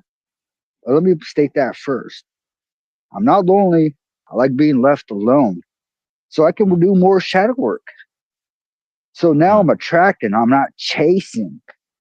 So the whole point Mhm. behind it is that I'm getting all these tests sent to me, and there's a lot of codependency coming my direction because I come to realize I'm still codependent. So I'm working on that. I've been coming to target at certain areas. I do want help, and I do need help. And what particular detail area I need help with is understanding the female's perspective, respectfully, what is codependency definition on their half is my question. Period. I'm done. Mm. I think I think it'd be beneficial for us to take a general look at what codependency is because um like there's been situations where I was in a relationship and it was times where women was like I'm a nympho, and I was like, don't you know that's not really a good thing? Like that's like a fancy way of saying that you're a sex addict, man. Like, and back to what she was saying, just back to what she was saying, like that's probably another thing that I can't um really deal with is I've dealt with a young lady who had a sexual addiction, and I felt like I wasn't good enough, right? I felt like I wasn't doing my job, and I had never really experienced that before. Not to be, braggadocious, but I just never really experienced that before. Like, no, it's been times where, where how can I say this? It's been times where, you get a preview of the movie or you get a wham bam thank you ma'am. I'm not everybody go through that, but it was like every single time it was like, okay, I take 3 breaths and then she like, okay, you ready to go again? I'm like, man, what the fuck is like, what am I doing wrong? Like, and later on, what I came to realize was that it wasn't me. It was she had an unquenchable thirst, or at least she had the appetite of a fucking horse. She had the appetite of a fucking whale. So, before we move forward, let's see what what is meant by codependency. I feel like that is very, very important in this context. So codependency is also known as relationship addiction because people with codependency often form and maintain relationships that are one-sided, emotionally destructive. Oh, it's deeper. Oh, I like this. Let's go deeper. So MHA Mental Health Association National.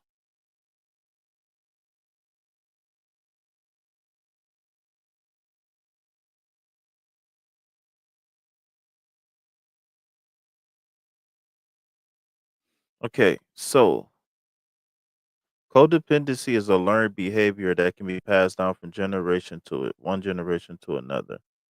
Where was Ooh, this is very important. It says codependents have low self-esteem and look for anything outside of themselves to make them feel better. Ooh, that is deep.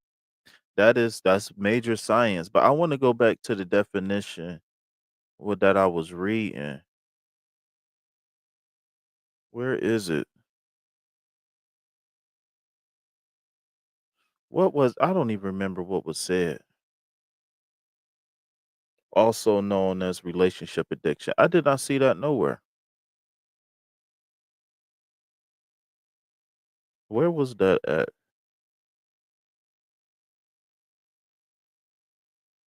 Oh, okay. So codependency is a learned behavior that can be passed down from one generation to another. It is an emotional and behavioral condition that affects an individual's ability to have a healthy, mutually satisfying relationship. It is also known as relationship addiction because people with this codependency often form or maintain relationships that are one-sided, emotionally destructive, and or abusive. The disorder was first identified about 10 years ago as a result of years of studying interpersonal relationships and families of alcoholics, right? Codependency behavior is learned by watching and imitating the other family members who display this type of behavior. So I can definitely attest to this because I am a victim of an alcoholic, right? My mother was an angry alcoholic. And so because she wasn't that nurturer that I needed, I developed codependent relationships to where I was just looking for somebody, right? And it wasn't just necessarily romantic relationships, right? But but I was just looking for people to validate my uh, existence, and to make me feel recognized. Like I always had a longing for wanting to belong to people, places, and things. And like for a long time, my only requirement for you to be my friend was for you to be nice to me, right? It didn't matter what you did when we wasn't around each other. It didn't matter, what, right? Only thing that mattered was, okay, well, we got this in common. We got this in common, right? That whole chemistry thing we was talking about, right? Not compatibility, but chemistry, right? So it was just like, okay, you cool with me, I'm cool with you, let's be friends, right? And so that led me that codependency that I had, right, which was not having self-esteem, right? At the very sometimes I didn't have low self-esteem. Sometimes I just had no self-esteem where I just didn't have no confidence. I didn't have no thought, positive and negative, right? I was just focused on I always like to use the analogy. I was always a leaf blowing in the wind. I never really had no direction. So it was whoever paid me attention. You was my friend. Whoever was nice to me, right? And even if you did do something mean to me, I probably by the time I wake up the next day, I probably won't remember it, and I will probably be calling you the next day. And I know it's probably been a lot of people in my past who was like, "Man, this nigga is crazy. This nigga is retarded." But I was not able to function, right? My prefrontal cortex was not developed because I wasn't allowed to have an opinion. Because I wasn't allowed to develop a sense of I am growing up, right? And how do kids know who they are? By playing with other kids. So I had no idea about what was going on in the world. I didn't had no clue about social orders, social norms, all of that stuff. So it was just like I said earlier, I was always stuck trying to uh raise myself, develop myself, and heal myself, protect myself, love myself, all of that stuff. And I'm sorry, but for a 16-year-old, an 18-year-old, right, that was abused, right? That is not a good thing, right? Google. Let me. All right. I hear somebody trying to come back into the chat. Give me 1 second. Google.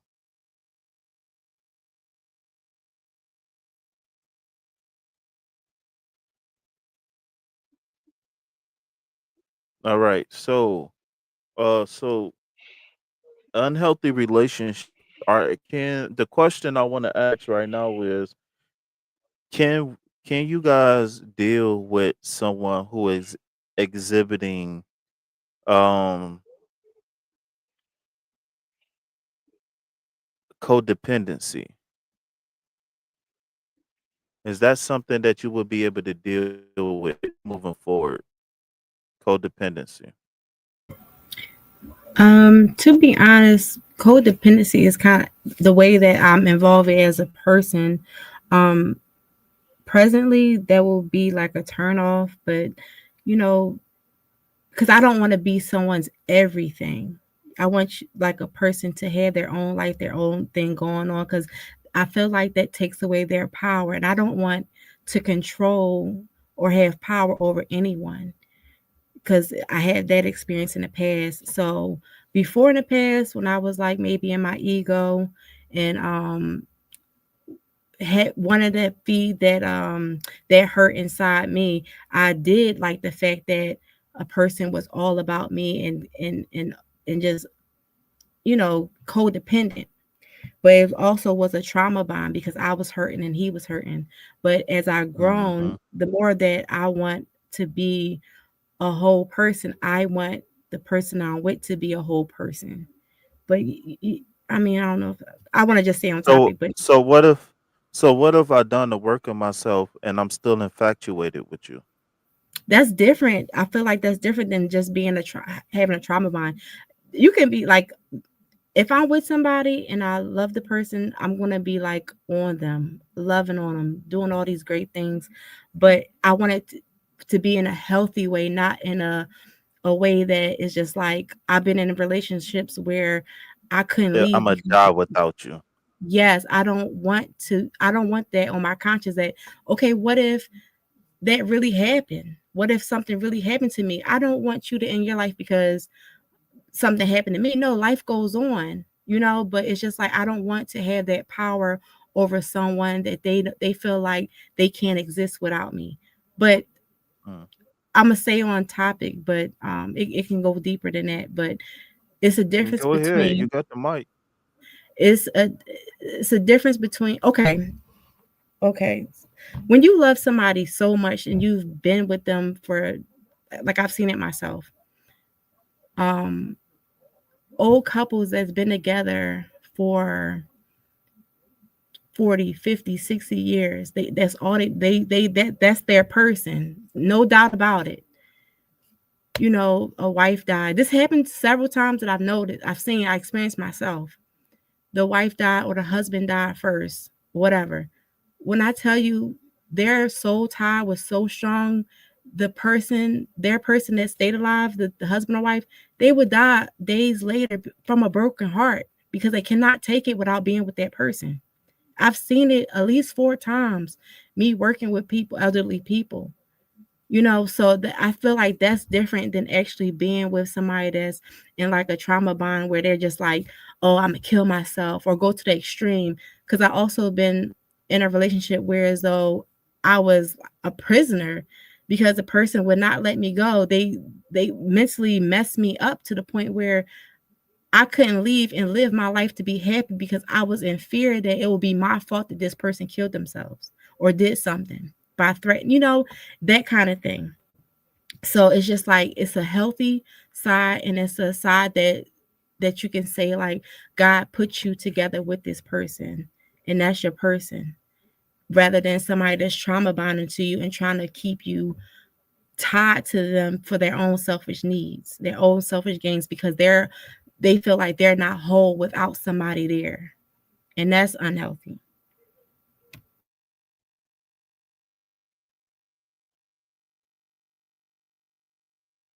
Demi?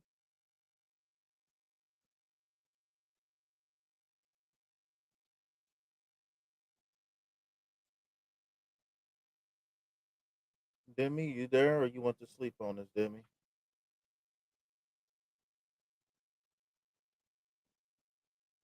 I think Demi got diarrhea. I think Demi had to go to the bathroom. All right, so Master Motivation in the chat. Shout out to Master Motivation. Thanks for chiming in. If you're still infatuated with the person after, hold on, I got some nicely worded. Okay, Pharaoh said nicely worded. Did I miss that? Was that old or all right? Yeah, So that's old. so hmm, Yeah, that was old when you were talking earlier. oh, all right. So if you are infatuated with the person after the universe tell you no, trying to tell you no, then that's plain foolish. Plain foolish. I'm sorry, I'm foolish. And you will learn the relationship or codependency ain't no good for you. Now it's up to you to wise and straighten up. In order to reach enlightenment or know better, the situation has to move you in ways to change, be blind, or not care. In this aspect, it's balance, good versus evil. Okay. Um. Yeah. Like I said earlier, I'm willing to deal with whatever willing to deal with. So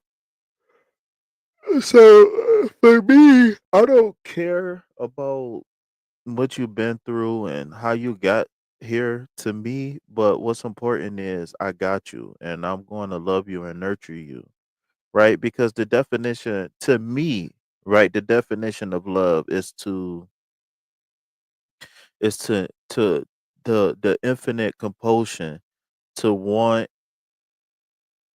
to protect, like to nourish. You know what I'm saying? Something or someone. Like when you love someone, like you want what's best for them. You want to protect them. You want to heal them. You want to grow them. You know what I'm saying? Like you want to spend time with them. You know what I'm saying?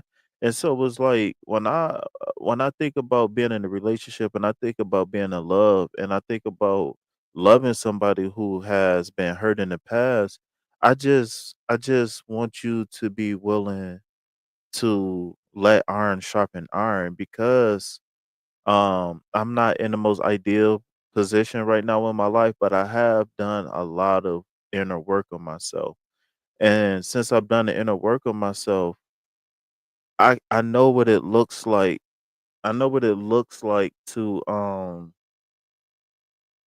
I know what it's like to is somebody trying to come up? What's going on? I just heard a thing. Oh, twin is back. Twin, where have you been? Hello, hello. Nobody cook gumbo like you do. Nobody feet stink just the way you do. Even when you wear my flip flops too. All right, but when it comes down to healing, right? I feel like that got to be top priority when it come down to a relationship because said, I believe iron sharpen iron. And so it's going to be times where I'm not going to be 100% conscious of myself. It's going to be times where I'm going to need some correction, or it's going to be times where, my friends or my woman is going to need to suggest, hey, how about you do this, or how about you do this like this, or I think maybe if you do this like this, right? And if a person is unhealthy, they're not going to be receptive to things like that. You know what I'm saying? That is I don't know how much that is definitely you true. said what? It's true. Okay, so I don't know how much you heard, but so originally uh Alien Superstar was talking about I mean to answer your theme, Master Motivation, it ain't really much to elaborate on. I feel like you pretty much laid it out there. You know what I'm saying? But you're more than welcome to hit that link. You don't gotta have your camera showing.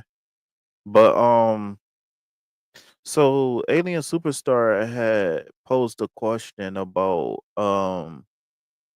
sexual chemistry, and then Pharaoh picked up the mantle and started talking about codependencies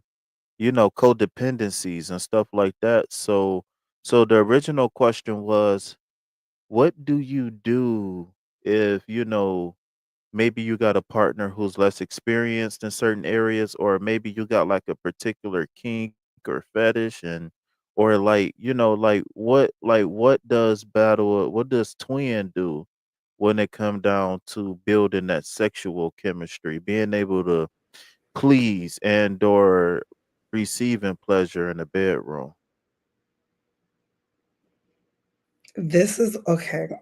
I'm gonna need a moment for this one. So Ooh. no, I mean, is this after dark? Um, After dark, um, King Fee after dark. Welcome to my OnlyFans party. No, just fine. oh man, All right, go I ahead don't though. know. I don't know what I walked into. Like, how do we? Hmm, I want to. Oh, damn. Jesus. So this is a whole new topic. Well, it still goes with compatibility, right? Because sexual chemistry is very key, right? Like, Yes, it is. Okay, okay. And okay, in relation to original topic, okay, because y'all almost threw me a curveball. Um, mm, Sexual chemistry, right? Okay, how would I put this? Um, life experiences, per life experiences. This one it's a tough one, really. But okay, so what is the goal of the sexual chemistry? Like, what do we like? How do you maneuver? alien superstar, do you mind going over what you have said to to bring her on board? Because I gave her a brief synopsis, Well, but like, yes, because I want to answer the question directly because sexual chemistry, like, there's no answer to it. There's no right and wrong. Like, you can have a woman who's a late bloomer dealing with, a person, right? Just dealing with a dude, right? Boom. Dealing with a dude. Um, it's her first time. Now you don't know whether or not he's experienced or he's not. What do you know, right? Because this is your first time. Um, one could learn sexual chemistry along the way, or one could be sheltered, whereas she knows, previous or current sexual, connections, relationships, whatever. Um, it doesn't hit it right for her. But does she know what does it for her? Now she could research all day if she wants to, but she will never find that energy, right? Until one day she may lay down and then finds the one that really gets it unlock going. them chakras. Exactly. Just she's connected. She receives, like, penetrate and just receiving, right? Um it's a powerful thing because men got to be mindful of the energy when you're doing this dance. You have to be on the highest frequency, right? Which is love, and she has to receive it. Now, you can harm us in spiritual ways of like whatever energy you happen to be, on might disturb my energy for for no reason. But it goes a lot deeper. But you have to learn your partner. Like, once you find that partner, you gonna learn and then feel what sexual chemistry is to the highest pinnacle. So then the conversation moved forward to talking about codependency, and how do you as an individual deal have you ever dealt with it, Oh and yes, how do you codependency. potentially deal with it? I could be the one who's codependent and not be aware until Mm, I brushing up, sit down somewhere ponder a bit, and then realize, oh shoot, the actions I've displayed presents and gives off codependency. Clearly I don't feel good, right? Hence I'm trying to find better, find enlightenment, because what I'm doing and feeling, it's not making me feel good. So let me try to find a solution real quick. And then once I do, it's determined that, okay, I was codependent. Okay, for example, dealing with a dude, I don't jump into codependency. I just, like when I like you, I'm about you. Like, right. If we do the dance, oh, we're together. Like, ain't no ands, if, or buts, right? However, you may not intend to be codependent on the person until you get in it and you're wearing the glasses because you don't know nothing, you didn't do your research, you just jumped in. Like, no danger, like no discernment, like nothing, no boundaries, right? We jump in. And now you're codependent on a person who's emotionally unavailable. That's what you depend on, whether it be trauma bonds, like child trauma where like you felt abandonment. But nonetheless, out of Mm-hmm. all flags to go through that lesson, you fall on codependency door. All right, how do we navigate? How do we maneuver? See, I had to learn, like, I know myself. Like, when I'm with a person and the moment I have to ask myself, can you lead me to the water? And if it's a no, like, mentally, I clocked out. I checked out, clocked out for the whole day, like, resigned. Twin says she jumped ship. Like, it's just like, damn, because when I'm with a person, I'm all about you. I'm learning you. I become like your junior, but I have my own identity, right?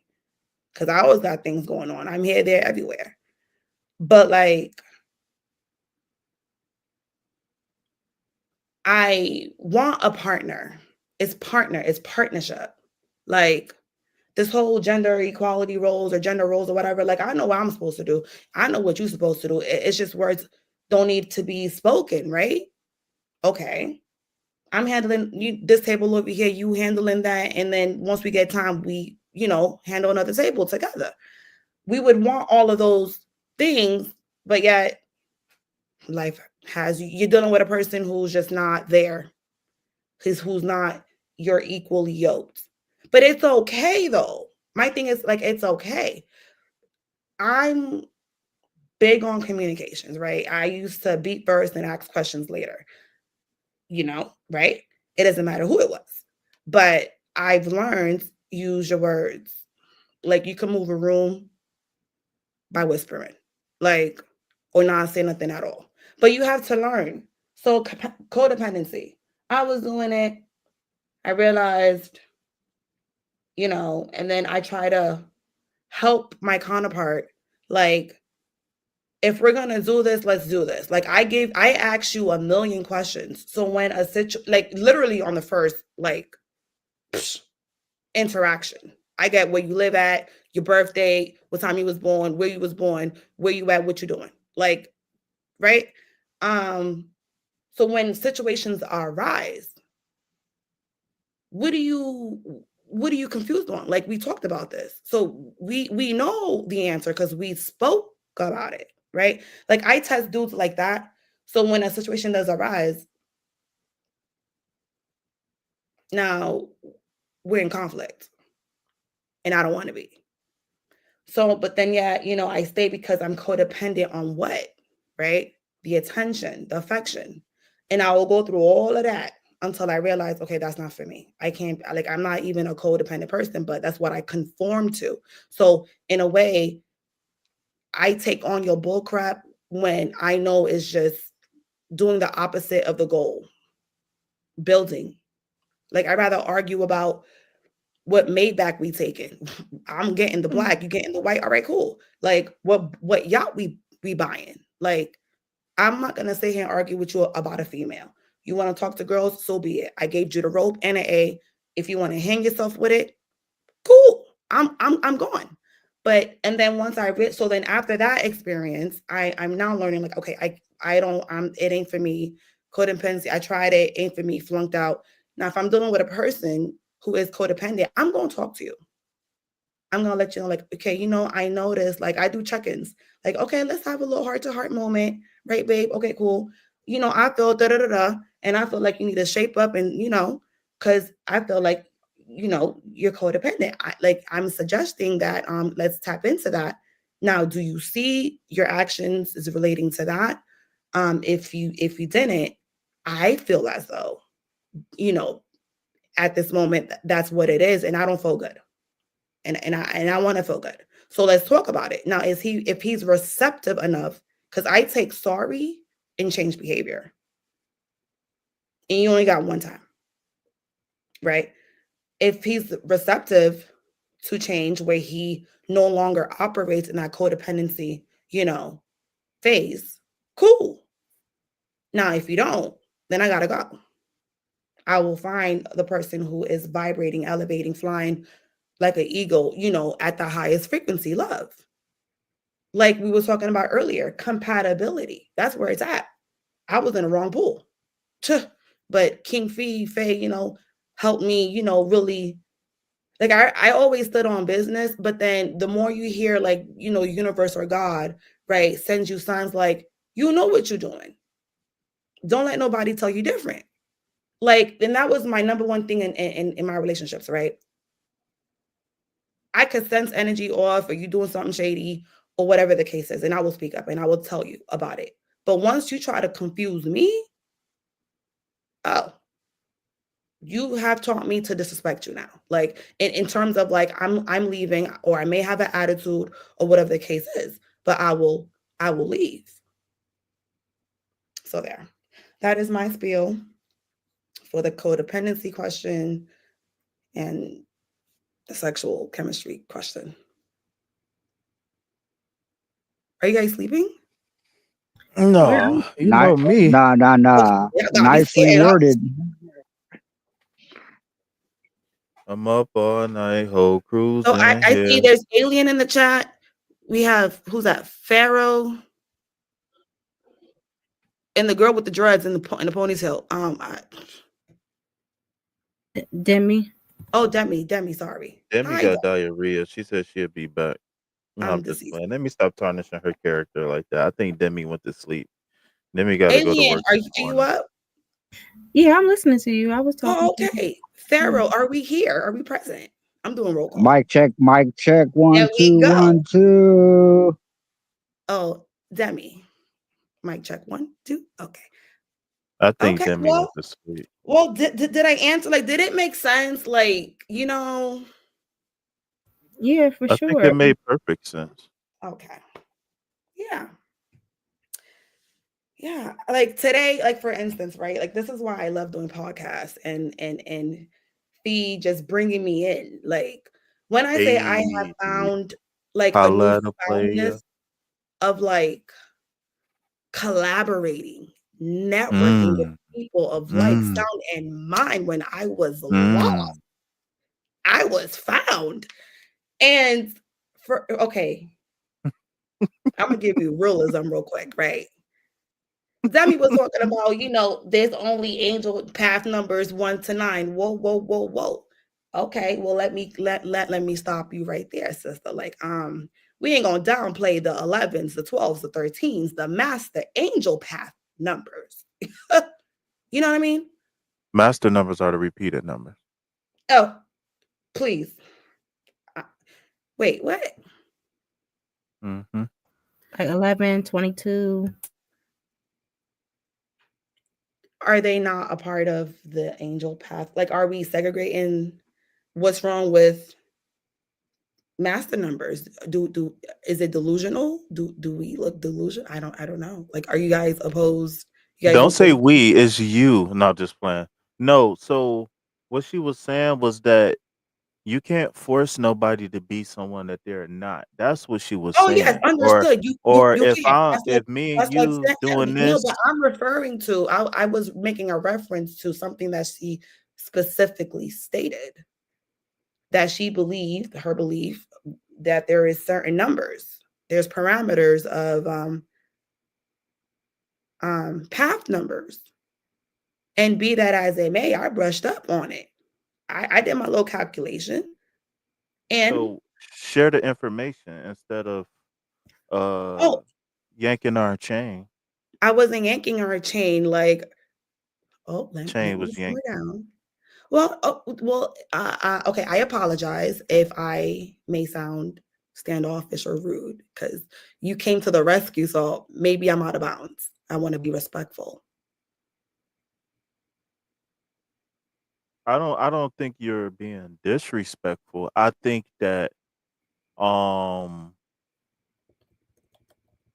your energy is high and it can be misunderstood. But Yes, yes. don't hit me with the fluff. You got some information. Tell me something. Okay, okay, okay. I was just simply trying to, because her statement, right?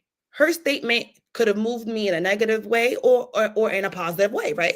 But So and one more thing, out of respect for her, she said, "I don't think," meaning that she was giving her opinion on and something. yeah, then that's why I So said her belief. really, No, no, no. I said her belief. I didn't say y'all. Like I said her belief, she believe, and that's good because if there's five people here, one person could say something so profound. And it's like, wait, wait, wait. It didn't flow over my head. Let me tap into that. Let me do research before I give a counter statement where we are now exchanging dialogue. I must say, Demi girl, whoever she is, power to her because I've looked and I've gained more knowledge because I did the research real quick. Now I've done research. I knew it was something special, but I so never do you under. wanna take over the Okay, I will. screen? Should I? Yes, well, I don't know how to do all that, but I'm just gonna just dumb it down. I'm a master number No, 11. don't dumb it down. No, no, no, no, Eh, no. I'm gonna dumb it down because like I'm not gonna make. It's short. It's so my concise. thing is that who are you dumbing it down for? Not dumbing it down, but I'm telling you Thank like you. the key points. I'm sorry. Correct. I gotta. Okay, so Yeah. No, like so Demi really helped me out because her saying that, I'm like, wait a minute, because she said, paraphrasing, I believe only angel numbers 1 through 9, as if I perceive her message to be like, okay, nothing after 9 counts. And I'm a number 11. And I would so divide it like I could be, wait, hold on. I could be a number 2, right? Or be the number that I actually am, a number 11. And unbeknownst to me, number 11, like if you have double digits, like they're called master numbers. Now I happen to fall in number 11. That's where I did my research at. That's me. So in numerology, it's like associated with intuition, spiritual insight, creativity, the ability to inspire and uplift others. That right there spoke to my core because that's my purpose. And me and you talked about this, fee, where I was on, huh, I was on the block, but I didn't get off the stoop, right? Like I was there, and then like we spoke, and then you're like, you could be this and this because it's that. What your family wants you to do, that's not what you want. But we could implement some things where, and then you made me really think and ponder, like, challenge myself, right? To be like, okay, this makes sense. I just needed to tweak. I needed to tweak my steps real quick. And it takes a village. It took you, it took Demi to really make me realize, like, I know my being because I'm self-aware, right?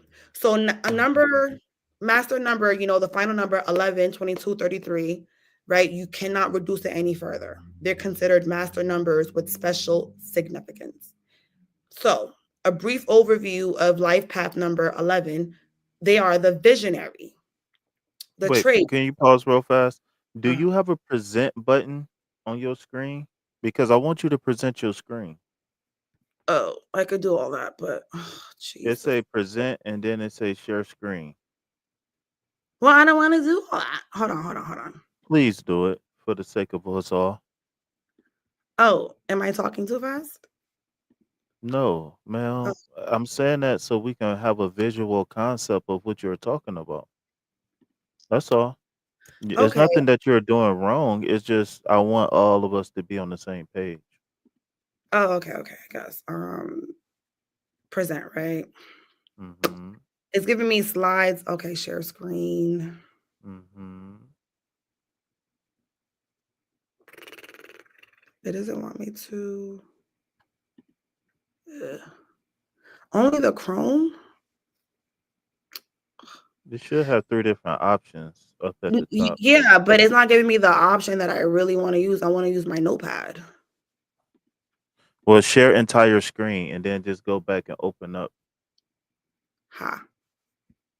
Smart. Okay. I have too many apps open. All right, so go to entire screen.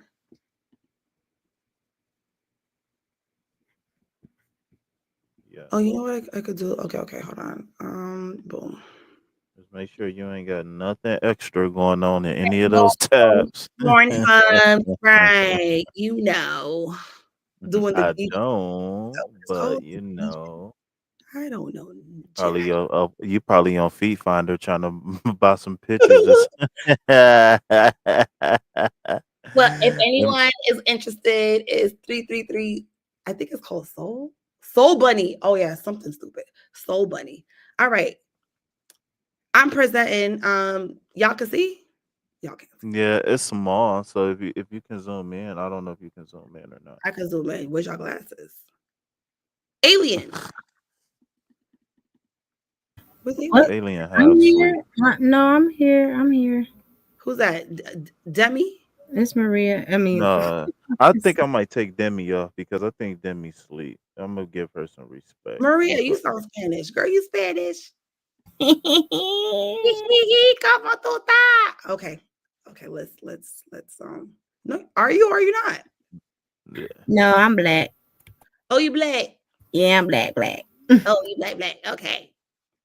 Damn, I'm trying to all right, so okay, was what I saying making okay, boom. Oh, female opinion. Was I being rude? I don't think that you were, but I feel like you I would have kind of felt some kind of way if somebody was kind of like not discrediting, but like feeling Oh, like I didn't I hear. was okay, I wasn't discrediting. And that's why I was No, saying I if you wasn't can saying information, you. share the information because I know you, right? And Oh, yeah. so when you word what you said the way you worded it, it could come off as dismissive because she wasn't speaking in terms of No, she was facts, sharing her right? belief. She wasn't disputing facts. She was talking about an opinion. Yes, correct. Yes, a belief. That's what I said. I said she stated her belief. I didn't say it was fact or yes, obviously it's her opinion. She said it. It's her belief. That's why I stated, you know? She was the catalyst. All in all, although it may sounded rude, that's not my intention, girl. I hung up my jersey a long time ago. Like, I'm not on a rah-rah. Like, I'm on a path of enlightenment to do better, be better, know thyself. Because I'm dealing with idiots who don't know how to even change a tire. Like, you know what I mean? I say that to say this. Demi, girl, I clap for you. Because you pushed me to dive deeper in a knowledge that I looked years ago or a year ago. I never did any soul searching, but my actions portrayed what I found. So boom, y'all can see it now. Go to the bottom right hand corner and zoom in just a little bit. I mean, There, whatever you doing, keep doing it. Whatever you were just doing, keep doing it. uh, Yeah, yeah, go ahead, go all the yeah, way in, y'all need some glasses. Mel. I'm on 260 zoomed in. Yep. So boom, master numbers. If your final numbers is 11, 22, 33, don't reduce any further. These are considered master numbers with special significance. Meanings of life path numbers, right? Number 11, that's me. They call the visionary. Traits, intuitive. Faye, does that not ring a bell? in spring, spiritual, oh, inspiring in spring. Girl, I hate the cold. Inspiring, spiritual, and charismatic, which y'all would equate to me being hyper or like my energy's on at an all-time high. That's my charisma. This right here moved me in ways where I started doing research. Purpose to uplift others through vision and enlightenment. I do that shit for free every day, all day. Right. So when I read that, and challenges was profound because that was the icing on the damn cake, may feel overwhelmed by their potential. Yes, that's me. So this right there is like a summarization, a brief overview, a synopsis of me, Mhm. every day. Now that I could this helps me so much more because I can attach, I don't know what you would call it, like research journal, article, you know, Enlightenment. there you go, spirit, right? Who I am, the traits, that is me all day. Purpose, that is me for free. Where now I should be charging for, that's why I said, oh, I should be a life coach because they make 300K, in New York. One day watching TV, something that was not productive, that not feeding my mind in a good positive way. I've learned what that role is, life coach, and I'm like, okay, what's the salary in this? And when I seen the numbers, diabolical. I said, what? And you don't even gotta go to school? Okay, cool. I could do this. And this is why I always say, take advantage. When I'm offering you a life coaching service for $5 and I'm offering you a $25 session, I'm offering you four Still, sessions for $80. I'm telling you to take it full advantage of it because there's people yes, out here charging two, three, four, $500 for yup, one session for yeah, 45 minutes. exactly. So that But is exactly what I be trying to tell people. I just don't get in deep into yeah, details. But because go see, when ahead. it comes to money and finances, people always gotta act funny. Me, I'm trying to learn. So, am I embarrassed to ask a person how much you make? Like for real. Like, don't play with me because I'm trying to learn. I'm trying to elevate. I'm trying to be where you at and maximize my potential. Like, I'm not asking to be nosy. I just want to know, it's something that I could get into. Like, you know what I mean? People be acting funny, but I be like, no, me, I'm a straight shooter, so that's why I make people feel comfortable where I have everybody telling me their salary, and they don't even tell their significant other or their spouses or what have you. Me, I just want to know the tea so I can move accordingly. Let's call a thing a thing. This is, thank you. This is a gem, and I drop gems every day. So whenever universe puts me in position to listen, to be around, to observe such conversations, and where I challenge my thought process further. Hell Mhm. yeah, because traits, purpose, and challenges. Oh, girl, that's me all day. I could have, attach words to my actions. And that's what I've been struggling with. I want to get over this hump, but it's just I need to identify. And this is me identifying it and no longer, how do you say it? Be victiming victimizing the whole, Validating your victimhood. validating the victimhood. Yeah, so that's when for those who don't know, that's when you keep giving excuses on why To you can't do bad something. behavior, to bad behavior. Exactly. And Challenges. My challenges is that I feel overwhelmed by my potential. No funny. I've mm, ordered, I wanted to have a business, e-commerce, but me, I like to get my hands dirty. I want to know the process before I hire somebody to do it. I just want to learn the ropes. You know, I like to know everything, right? And then until once I master that, then I would hire someone to do it. Like when I tell you this was going to be a expansion type of business, right? And I'm incorporating a vision to enlighten, to help, to uplift, to heal. I'm incorporating all of that into something that I'm challenged with by feeling scared of my limit, and it's mm, unlimited. And I and that's what made me a black sheep in my environment or in the family, because I'm always challenging anything, you know? Post traumatic slave disorder. Like, no, I can't stand, I'm allergic to people who have the crab in the barrel type mentality. Like, Post I can't. traumatic slave disorder. Well, yeah, but we all had it. Yes, best believe. But one could say like I'm did the work enough to know and be aware. Like this, I got an issue. We got an issue collectively. Now that I'm looking at it, but I could only focus about me. Like I can't sit with people who we had Black Wall Street. We're all black in the chat. We had Black Wall Street. Like we hear about white or Wall Street. Nah, we had black. Let's not be fool people. And that's what I was trying to incorporate and build and speak and inspire my peers. Because one's in dentistry, the other is in, you could do hair. And me, I like to do everything. Like I went to school for many different things. You could just call me a collector of paper because but I don't care about the debt. I just like knowledge. You know what I mean? So I'm fascinated in dentistry, business, and the medical, right? So, and I try to push myself to have a business where I could have seven, if not 14 streams of income, passive income in different lanes. Because one idea could branch off five. And I'll count you in. I'd rather have two than one. You know what I'm saying?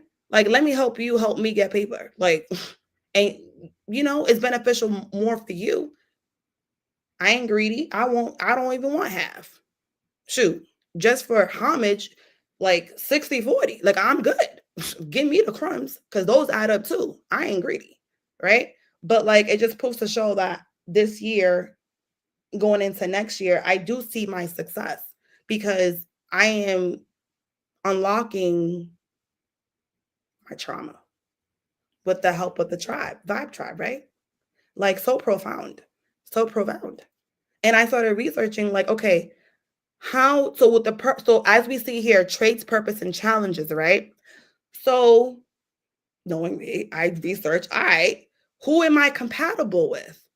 It said twos, 22, there was a six in there, and then it said other. I don't know how I feel about that because it wasn't good, an eight or a nine, I can't remember. And but it was good to know that I like now I am okay. I did the work. I'm no longer codependent. I need someone that's going to work with me. Compatibility, who's workable, right? Let's bring it back. So for example, let's say I'm dating a man, right? And we're compatible. Now I meet my dumb self, choose a profession where I am on call. Now my choice created uncompatibility. Um, it created. Are you guys still there? Mhm. Yeah, we're still here. Okay, like non-workable. Now, because my man's at home and I decided like I'm just gonna be called in whenever, however. Versus like I could find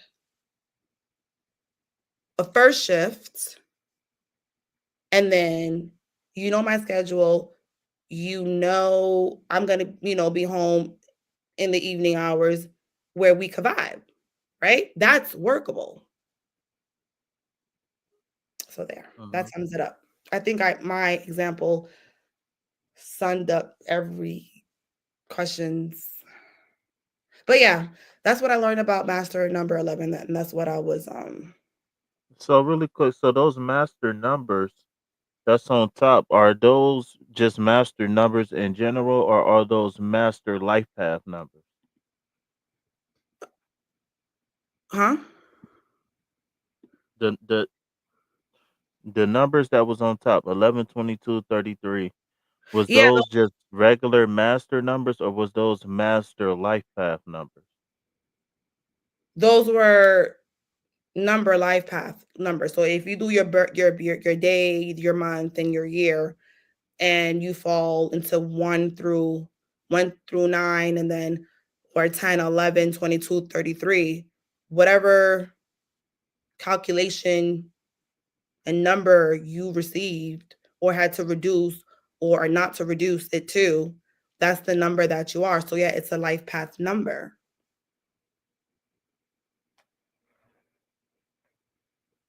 It's so crazy. Like I like definitely thank you for having me today on this panel because I limited my belief, my thinking, or lack thereof. I didn't do the more research because had I fell into this, I would have done the work back then when I came upon this. But better late than never, you know. Every time we have a conversation, every time we do a podcast, like I am more enlightened. I am more challenged to think beyond, right? Beyond the box because I'm a Mhm. nonconformist. So, Mhm. like, yeah, like even with the whole compatibility issue, I just thought like me being passive, you know, or me being aggressive and yelling, trying to prove a point, you know, like I'm conforming to nonsense. I'm not learning I don't know what my boundaries are, but along trials and tribulations, like it's stacking up, you know, knowledge is key, knowledge is power. Who's the best teacher? Experience. Like we all go through things, whether you're not aware, if you're aware or not aware, you will get there and you will find your tribe. You might stumble, but you gonna find it, right? There's hope. Mhm. And I know like there's hope for me. And now like I could cry right now because I've been struggling a lot to find my tribe, find people who not catty, you know, women catty, you know, competing. Like, oh, like I'm lazy, right? Like not having a man like holler at you or try to like, you know, get in your pants. Like we're having conversations that other people do think about, but perhaps they're not unable to convey or speak or have it's not safe for them. You know what I mean? Like maybe their friends won't understand and they're getting chastised. But this is profound. Profound. But this is a really a good safe space to express yourself, and I admire how everyone gives each other a chance to talk, and even if you don't fully agree with everything, you still um, it's nobody like lashing out on you like Right. you're wrong, So it's like I do appreciate that space and just having effective communication skills or just listening. Hmm. But I like to challenge. I have a motto communication ain't key. That's what I say because I guess in my era, like we were shaped to think that communication is key, and I'm like, nah, it ain't. One day, you know, I'm dealing with a dude and he made me realize like communication ain't the key because you're missing it. It's comprehension because I could talk to you all day. Mm. Are you comprehending? Are you following? Because you could look at me and act like you do and nod your head, but like you better apply. Like, because like I said, it goes back to the question earlier about goddamn. Faye help me out. Uh, before the commitment, do you establish compatibility or before a commitment? And yeah, me, I do. I will ask you for your whole SSN on the first date. Oh, I needs to know everything on day one, just so I got the choice. You gave me the choice to decide get down or be out. Like get down or lay down or whatever the case may be, or Get leave. down on it. Yeah, like Get down on it. yeah, not because I learned that now. Back then, I'm being passive, trying to be likable, trying to dim my light for you. And it's just like, it ain't working for me. Oh no. I gotta know if I gotta get behind this train. And if you can't lead me to the water, then we got a problem. But everything goes hand in hand. Everything goes it moves like energy.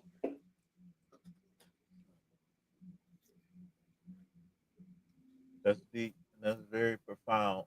I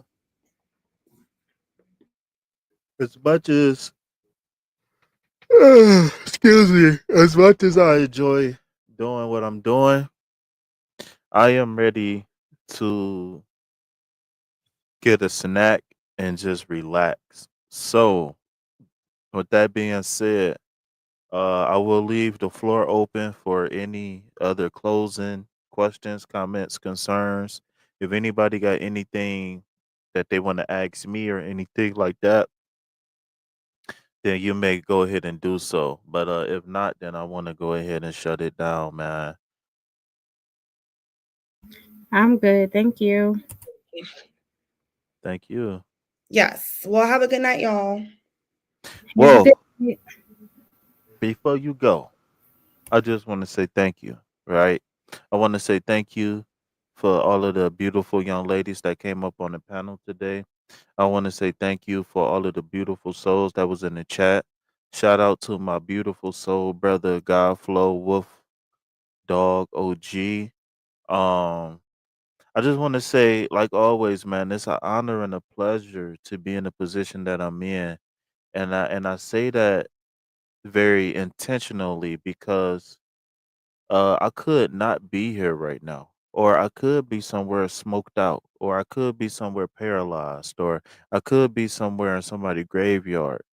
So for me to survive all of the things that I've been through, and then for me to be able to be in alignment with my higher self, and then welcome others along the journey, like the references to some of the private conversations we had today was an honor, was a testament of the work that I'm putting in, right? Because not only did I receive compliments from Demi, but I also Demi I mean not only did I receive comments and and whatnot from Demi, but I also received it from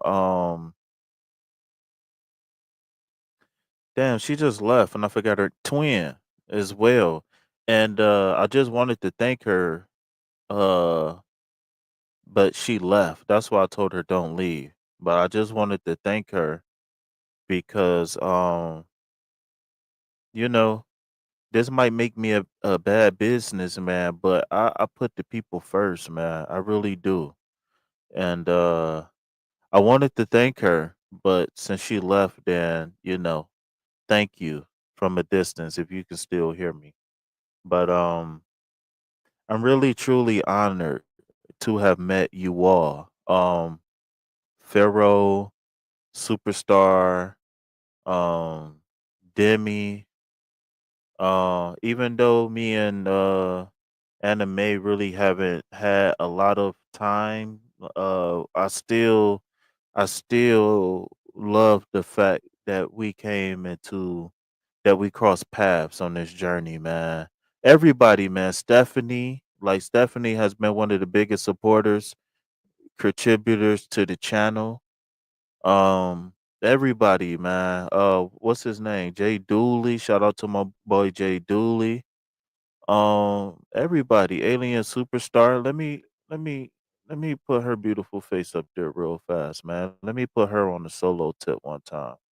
Right? Look at that beautiful right there. That beautiful spirit right there. But yeah, man, I just wanted to thank her, but she left and that kind of make me sad. But thank you all, man. Thank you all for being in alignment. I thank your higher power for bringing you into my life.